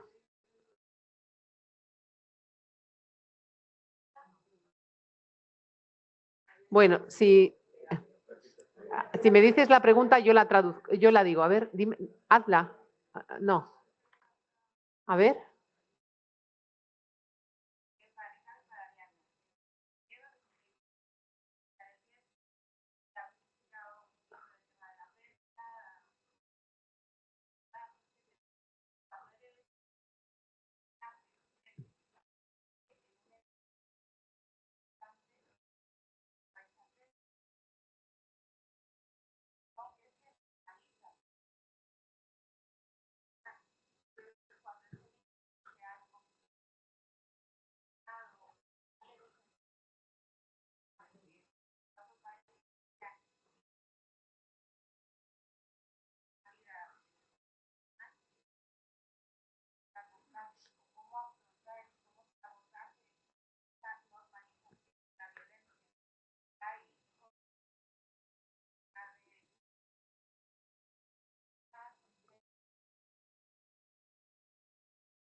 ¿Lo has oído tú, Ariadna? A ver, hablamos de que en un contexto de violencia como el que habéis explicado, los niños normalizan esa violencia y cuando salen a un contexto ya de otro tipo, ya no de violencia, ¿qué pasa? ¿No? ¿Siguen normalizando esto? ¿Tienen problemas? ¿Cuáles son las posibilidades de tener una vida normal? Está Ricardo también aquí contestando. ¿Tú le oyes, verdad, Ariadna, Ricardo? ¿Le oyes? Sí, sí, la escucho. Vale. Cuando comentabas el tema de las pérdidas, claro, pérdida habitual, pues lo que se produce sobre una pérdida traumática, ¿no? De la pérdida de un padre o de un cuidador, pues bueno, lo que todos sabemos, las fases, ¿no? De primero de la fase de shock, de segundo de negación, tercero de ira, cuarto de proyectar en otra persona lo que está sucediendo, quinto de aceptación, sexto de normalización de la vida. Pero eso se queda parado habitualmente en la parte de ira, de rabia, ¿no? En este caso, ¿por qué? Porque se necesita, por un lado, la reparación, es decir, el reconocimiento de la víctima como tal y la reparación de la víctima. Y eso, bueno, pues lo estamos viendo casi todos los días en televisión con otros acontecimientos que suceden. La reparación es muy importante y el reconocimiento de la víctima muy importante para cerrar el ciclo de lo que es el duelo. Eso por un lado. Y por otro lado, en cuanto a lo que comentabas de la violencia, es decir, lo que se aprende es que a vivir en situaciones de violencia tan extrema como se está viviendo allí, la violencia es la forma de solucionar los problemas. Entonces, se aprende una conducta que está relacionada con la violencia a la hora de solucionar los conflictos, cuando lo que estamos acostumbrados es a solucionar los conflictos a través de la negociación, a través del ceder, a través de llegar a un acuerdo y demás. Entonces, esas pautas y esas conductas de solucionar la violencia con la violencia, porque es lo que han aprendido, eso les va a les va a marcar y les va a acompañar prácticamente durante toda su vida. Es decir, va a ser una conducta reactiva a lo que han aprendido y ellos saben que las soluciones a un conflicto es a través de la violencia. Con lo cual, cuando salen de esos contextos, la atención, el tratamiento, el poder desarrollar, como tú dices, acciones empáticas y demás, lleva muchísimo tiempo y con programas integrados de atender a estas personas y que son a largo plazo. Es muy difícil el poder tratar estos casos. Sí. Ariadna, no sé si quieres añadir algo. Bueno, ya Ricardo mencionó mucho de las cosas, pero yo podría decir que realmente mucho de lo que necesitan estos pequeños también es explicarles el por qué está sucediendo esa violencia. Creo que esa parte no la saltamos en muchos de estos contextos. Creo que los niños entienden por sí solos el por qué está sucediendo todo lo que está sucediendo. Escuchas muchos profesionales, muchos padres de mejor no le explico porque no va a entender. Y claro, esto se acumula un hecho de no estoy entendiendo lo que está pasando. Entonces, cuando salgo de esto, pues se normaliza que así es la conducta de un ser humano, ¿no?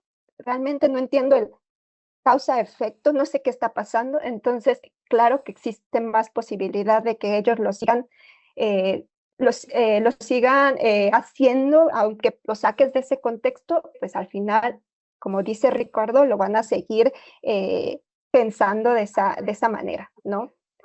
Pero creo que tenemos que empezar desde el punto de explicarles qué es lo que está pasando alrededor, qué es lo que está sucediendo dentro de las palabras que ellos pueden comprender. Creo que ahí empieza mucho del por qué poder romper, ¿no? Con esta normalización de la violencia, ¿no? En mi punto de vista, solo para añadir de lo que Ricardo ya mencionó.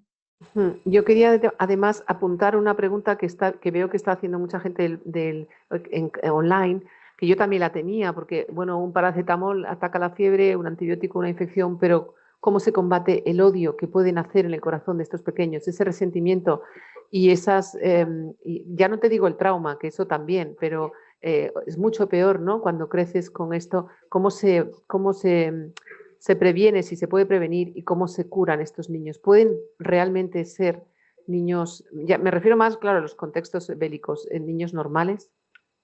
Estos patrones de conducta que se aprenden cuando uno es pequeño son patrones de conducta que nos acompañan durante toda la vida. Es decir, es complejo el revertir este tipo de patrones. Pero es muy importante hacer intervenciones precoces dirigidas sobre todo al desarrollar aspectos empáticos y sobre todo a desarrollar aspectos emocionales, es decir, que la relación con las personas no es solamente a través de la violencia, ¿no? Es decir, que hay otro tipo de relación y que es una relación afectiva y desarrollar esa parte afectiva, ¿no? Con ellos. Como digo, esto no es fácil, pero está todo dirigido a aprender pues lo que aprendemos cuando somos de pequeños, ¿no? De pequeños nos enseñan nuestros padres y nos enseñan el contexto que para solucionar los conflictos hay que negociar y aprendemos a negociar. Y esto es lo que hay que tratar de explicarles luego o intentar en los programas que hay sobre todo, por ejemplo, a niños que han sido soldados, que yo me imagino que tú en Kenia lo habrás visto, ¿no? Que son muy difíciles luego de recuperar socialmente y sobre todo en toda la zona del Sahel sucede, pero esto en Gaza también. Y los programas de recuperación van dirigidos a esto, ¿no? A que aprendan a negociar. Hay que aprender a negociar y luego desarrollar este tipo de actitudes de desarrollar aspectos emocionales, aspectos empáticos en la relación humana, ¿no? Y ese es el objetivo. ¿Y se puede, Ariadna, enseñar a estos niños a perdonar?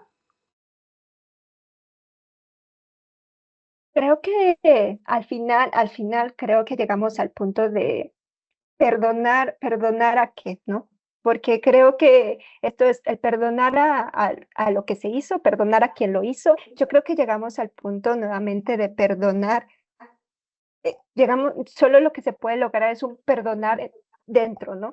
Perdonar interno, porque al final muchas personas, y de hecho yo me topo mucho con muchas pacientes que hasta que no vea que hubo una venganza, ahí voy a recuperar, ¿no? A sanar. Y realmente esto, se lo decimos mucho, esto no, puede que nunca llegue, puede que nunca lo veas pasar, ¿no? Entonces, si llegamos a este perdón, pues es muy complicado llegar a ese perdón, no se logra en muchas ocasiones, pero yo creo que sí se puede lograr desde un punto interno, y yo creo que esto es de lo que trabajamos muchos con los niños, niñas y adolescentes, y sobre todo empezar con la intervención temprana, ya lo comentó Ricardo, y también con la expresión emocional. Creo que eso es punto clave para el odio. Ahorita que lo comentabas, el odio, creo que el odio crece dentro de uno cuando uno no es capaz de expresar lo que está sintiendo, lo que ha vivido. Y creo que cuando damos la oportunidad a estos niños de expresar lo que están sintiendo en estos contextos, damos espacio para hablar sobre lo que piensan, sobre lo que sienten, creo que ese odio va disminuyendo y se va conceptualizando de otra manera. No te puedo decir que desaparece por completo, porque eso sería algo muy vago desde mi parte, pero creo que sí disminuye mucho. Solo añadir brevemente, ya lo he dicho antes, bueno, esto es mi punto de vista. Yo creo que para el odio hay una cosa que hay que hacer, ¿no? Y es lo que lo comentaba antes, el reconocimiento de la víctima y la reparación. Y eso hace que el odio disminuya.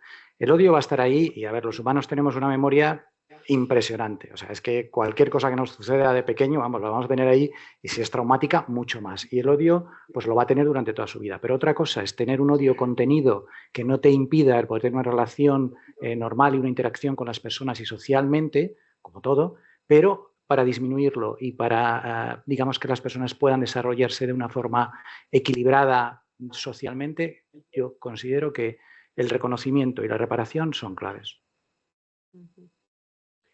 Sí, muy bien. No sé si hay alguna pregunta más. Yo también creo que estos niños realmente son como los cactus, viven en territorios hostiles, llenos de pocos recursos, pero con poco que les riegues es una planta, es una especie diferente. Bueno, vamos a seguir con los otros ponentes. Pere, yo quería preguntarte, o sea, primero quería hacer esta aclaración. La mutilación genital es una práctica ilegal. De hecho, está erradicada en todos los países por ley, bueno, en todos los países, en muchos países por ley. Se sigue practicando porque, bueno, entre otras cosas, es un medio de que las cortadoras se sigan ganando la vida y es una tradición social, cultural, religiosa, etcétera. ¿Cómo crees tú que este problema afecta? ¿Cómo es el problema visto desde nuestra salud? En Europa hay muchas mujeres que vienen con este problema y ¿cuál es el acceso que tienen a poder recibir un tratamiento como el que tú haces? ¿O por qué no vienen? O sea, un poco cómo es el problema de estas mujeres en Europa que conviven con nosotras. Como bien dices, igual no he sido claro en mi presentación, pero evidentemente no hay ningún país que no tenga una ley que prohíba la mutilación. Y de hecho, los países occidentales además tenemos una ley que queda muy claro que está perseguido por la ley el que unas niñas con motivo de unas vacaciones puedan viajar a su país de origen y hacer una mutilación. Eso está solo en nuestros países. Pero un poco en respuesta a lo que es tu duda, te diré que si bien todos los programas que yo conozco de reconstrucción, tanto como en España como en otros países europeos, como el nuestro, son todos gratuitos y así deben ser, es curioso ver que la mayor parte de las poblaciones de mujeres africanas que viven en países europeos, cuando van al ginecólogo por el motivo que sea y se les plantea la posibilidad de reconstrucción, van a decir que no. ¿Vale? Es una minoría las mujeres que realmente quieren ir un poco pues, en contra de lo que son pues, su cultura y tradiciones y hacer la reconstrucción. Yo creo que el hecho de que se haga todavía menos de lo que se podría hacer no es tanto un problema de falta de acceso, aunque seguro que tiene que mejorar, como que la mayoría no tienen claro el hacerse la reconstrucción, seguramente por desconocimiento, ¿no? ¿Y crees que estas mujeres, como tú has dicho, cuando se comparten la vida, el trabajo, el día a día con mujeres como nosotras, que ninguna de nosotras hemos pasado por eso, ¿cómo perciben ellas la diferencia? ¿Se integran o eso es algo que hace que realmente nos vean diferentes y siempre seremos diferentes? Mira, es que el perfil de mujer que viene a vernos para hacerse la reconstrucción podría ser cualquiera de nuestras mujeres de nuestro entorno, ¿vale? Es una mujer muy adaptada a nuestro entorno, ha crecido aquí, se ha escolarizado aquí, te viene a la consulta en catalán, como es normal, y entonces es una mujer que dices, oye, es que yo me quiero sentir mujer como tú y me falta esto. ¿vale? Entonces, ellas, aparte, oye, en nuestro entorno es mucho más normal hablar de pues, relaciones sociales, igual que relaciones sexuales y de sexualidad, cosa que en su entorno no lo es tanto, ¿no? Y entonces, cuando llega esta edad en la que es normal compartir cómo ha sido pues, sus experiencias, es cuando descubren que realmente aquello que les habían contado, que les habían hecho de pequeñas y que unas tienen mayor o menor recuerdo en función de la edad, sobre todo a la que se le hicieron la mutilación, gana peso en malo, en negativo, porque realmente dicen, oye, pues realmente esto me está afectando, no está funcionando bien. Y el no está funcionando bien no es solo a nivel funcional, sino que lo es a nivel psicológico de pues, la vergüenza de mostrarse desnuda o el fracaso, ¿no? De decir, oye, es que cada vez que intento pues tener unas relaciones sexuales o estimularme yo misma, pues me duele o no funciona. Y esto es muy demasiado simple el análisis, ¿no? Pero si uno entiende etimológicamente como que lo normal o lo frecuente es lo normal, pues en África desgraciadamente no existe esta diferencia, porque más del 90% de las mujeres mutiladas en los países que tienen hecha, que se hace la mutilación, tienen hecha efectivamente esta mutilación. Entonces, creo que es bueno que trabajemos, evidentemente, para concienciar, prevenir, evitar que no se hagan más, lo cual es difícil, pero hay que trabajarlo, pero que ofrezcamos, ¿no? La solución. Para mí, yo creo que en la parte de los médicos que nos dedicamos a esto, lo que tenemos que hacer es que esta técnica, que es sencilla, es barata, rápida, ambulatoria, se pueda ofrecer de forma gratuita en el sistema público nacional, porque se dice, pero no es verdad que se haga, desgraciadamente. No es verdad que Sí. se haga, o como mínimo no es suficiente. A ver, sí, la pregunta en la sala. El micrófono, por favor. Gracias. Me llamo Enrique García y soy del Colegio de Médicos de Valencia. En contestación a lo que está diciendo Pere, en Valencia hay una unidad de ginecología, yo soy ginecólogo también, hay una unidad de ginecología en el Hospital Peset que se dedica fundamentalmente a arreglar problemas de mutilación genital femenina desde el punto de vista multidisciplinar, por supuesto, psicológico, ginecólogos, matronas, etcétera. Pero ellos han conquistado para la causa a 2 o 3 mujeres que en su momento, en principio, y hace bastantes años, fueron tratadas de esa mutilación y además de una manera muy buena, quedaron muy bien. Y estas personas, poco a poco, han ido juntándose con mujeres de su entorno y cuando alguna de esa mujer, a la confidente, digamos, le ha dicho que efectivamente tenía esa situación de mutilación, la han acompañado a la consulta médica y eso poco a poco va engordando el número de mujeres, muy poco a poco, el número de mujeres que van acercándose a ese tipo de consulta. Partiendo de la base de que desde luego es un problema que ni tan siquiera es religioso, es un problema puramente cultural, por supuesto.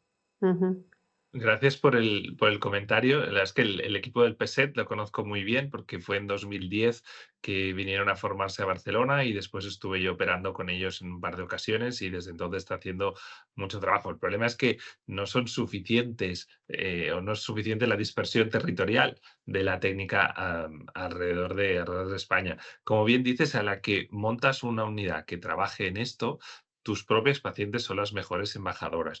Pero si yo hacía el comentario inicial es porque lo experimenté cuando empecé, cuando aprendí esta técnica.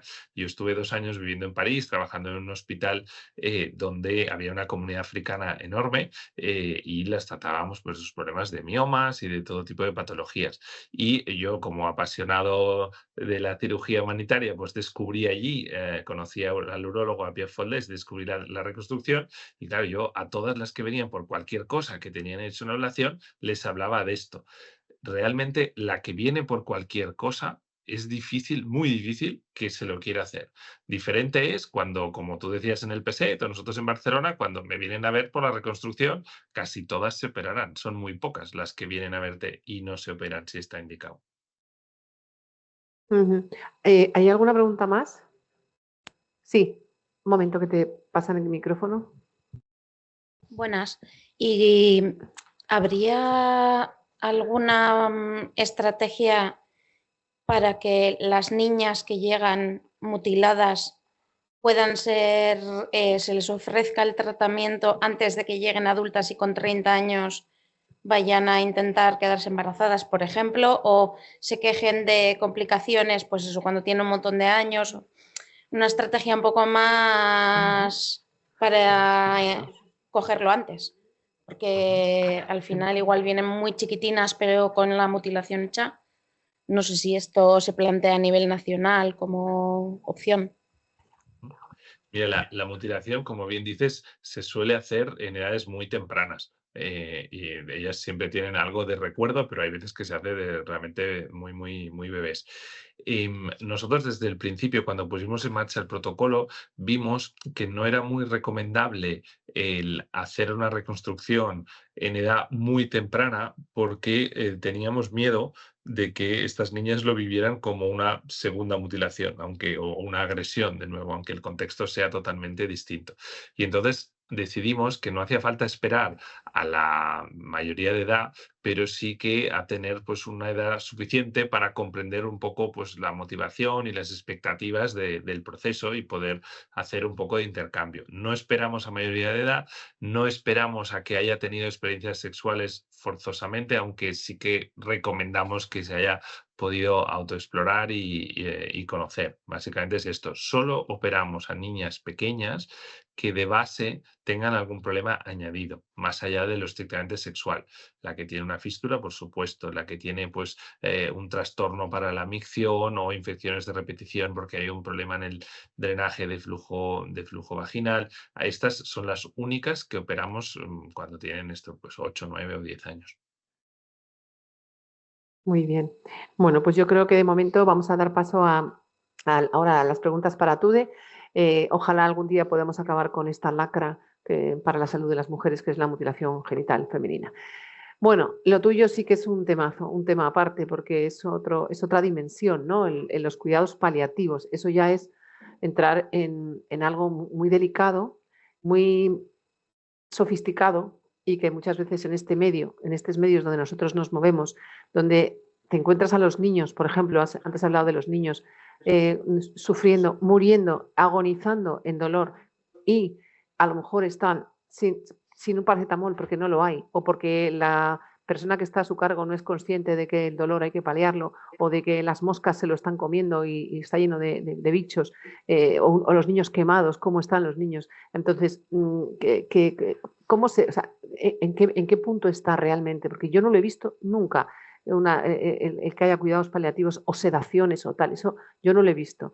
No sé si es por... Cuéntanos, ¿en qué punto está esto más o menos en el mundo? ¿En España? Ah, ¿te refieres en España? Ah, ¿qué tal? Vale. No, al revés. O sea, tú quieres que hagamos la pregunta tú de cómo está en España. Ah, pues empieza por España, ¿eh? Bien, pues empieza por España. No sé. No. Me parece bien. Bueno, en España no está demasiado mal, pero bueno, que también hay muchas diferencias según la autonomía. Hay autonomía que la atención es excelente, donde hay una atención 24 horas los 7 días de la semana con atención presencial. En el San Juan de Dios, que es uno de los referentes que hay nacionales, hay unidad de duelo, unidad neonatal, unidad de todo, y en otras provincias hablamos de unidades porque solo hay un pediatra que se dedica a eso.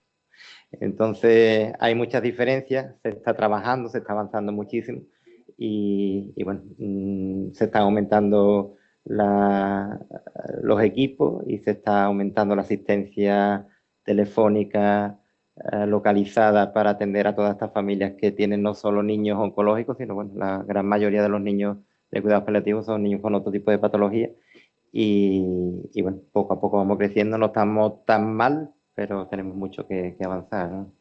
Yo en España. Que no soy pediatra, entonces no entiendo por qué está esto ¿por qué? ¿Por qué esto es así? Bueno, porque es verdad que no hay tantos niños que fallecen, no hay tantos niños que sufren y no hay tantos profesionales para atender a niños que estén estos, pero que sí está creciendo bastante. Por aquí está mi compañero de Murcia, que bueno, también se dedica a cuidados paliativos, que precisamente allí es uno de los sitios donde mejor funciona de España. y en Madrid también, Barcelona. Vale, pues entonces nos vamos ahora a sitios con otros medios, que si me dices que aquí es 0, allí es menos todavía, ¿no? Bueno, aquí, 0 no. aquí sí hay, aquí tenemos un 3, un 3 de 5 y hay 85 países lo que hay 0, es lo que comentaba antes en la presentación. Entonces, bueno, yo mi experiencia es más en Centroamérica y bueno, nuestro deber en cooperación es de ofrecimiento a los gobiernos locales para que esto empiece a funcionar. Entonces, bueno, los primeros pasos pues es contactar con el Ministerio de Salud, con temas a nivel político y con una postura de ofrecimiento, ¿no? Bueno, pues hay una necesidad que es evidente que hay muchos niños que mueren mal aquí en este país y nosotros nos ofrecemos a ayudaros a poner esto en marcha. Con la formación, que lo nombramos desde que comenzamos, y bueno, está la ONG Paliativos Sin Fronteras, que tiene una formación importante, con formación a nivel local, reuniones con universidades para una formación pregrado, o formación posgrado, y ya luego pues una labor más asistencial. Ahora, por ejemplo, en Iberme, que es la ONG a la que yo pertenezco, tenemos casi todos los proyectos centralizados en un departamento de Guatemala, entonces vamos a hacer un programa piloto firmando un convenio con la Dirección del Área de Salud Departamental y con 5 centros de salud a los que se le va a ofertar formación a personal local y se le va a ofrecer también el tener en el otro lado consulta de situaciones. No es tan sofisticado los paliativos porque ahí hay una labor importantísima de acompañamiento, de temas psicológicos, de estar al lado del paciente, de la familia, y eso es el 80% de los cuidados paliativos. No me refería tanto a sofisticado por el tipo de cuidado, sino a lo que el concepto que eso conlleva, ¿no? Porque como alguien decía, un ponente antes decía, no, ahí la muerte se acepta de otra manera.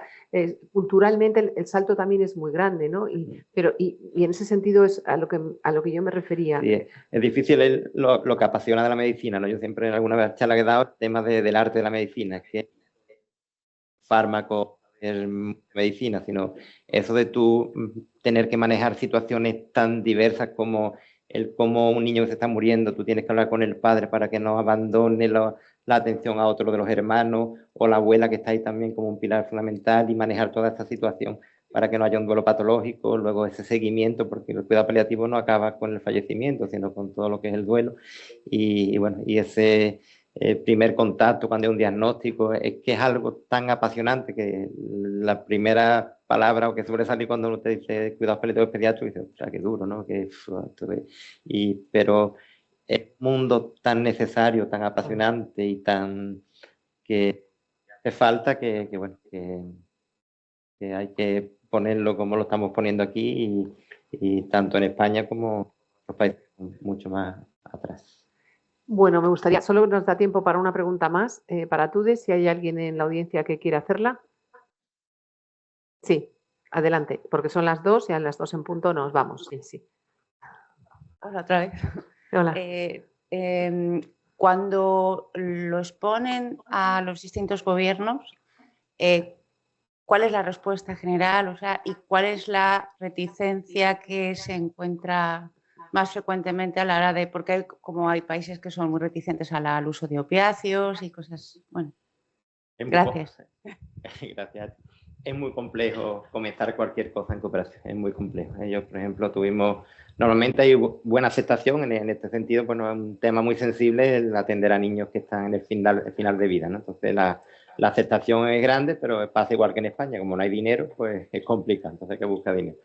En Guatemala, por ejemplo, que es donde lo tenemos avanzado, en marzo me reuní con el ministro, estuvimos avanzando bastante, ahora ha ido hace 15 o 20 días y está envuelto en un escándalo político que piden cárcel para él, no me he podido reunir. Entonces, bueno, nivel político alto se me derrumba, ¿no? A centros de salud y direcciones de área. El director del área del departamento pues quiere ofrecerlo a todos los municipios, ¿no? Y bueno, digo, no tenemos tantos recursos, mejor vamos a empezar con una parte y demás. Nos reunimos con los directores de los centros de salud y el director del hospital del departamento. Les parece estupendo que ofrezcamos la formación y demás. Y me dicen, bueno, aquí trabajamos un montón de horas todo el personal, cobramos poquísimo, y usted viene ofreciendo unos cursos y vamos a tener que ir a cuidar a las personas que están en sus casas. eso es más trabajo por lo mismo, y entonces deberías de ofertar un curso acreditado que le pueda servir de currículum, y bueno, es complicado, ¿sabes? Ahí estamos dando vueltas a ver qué se ofrece, y luego hay que buscar financiación por fuera, de financiación pública generalmente, y apoyos desde España para impulsar todo esto. Es complicado, ¿sabes? Así puesto contándolo parece que vamos aquí, vamos a montar paliativos, pero todo lo que la red que hay que mover para iniciar, no paliativos, sino cualquier otro tipo de intervención en cooperación, es bastante complejo y largo. Bueno, muy bien, pues yo creo que con esto damos por acabada la mesa. Muchísimas gracias a Omar, a José María, a Pere, a Ariadna y a Ricardo por vuestra participación, y gracias a todos por escucharnos.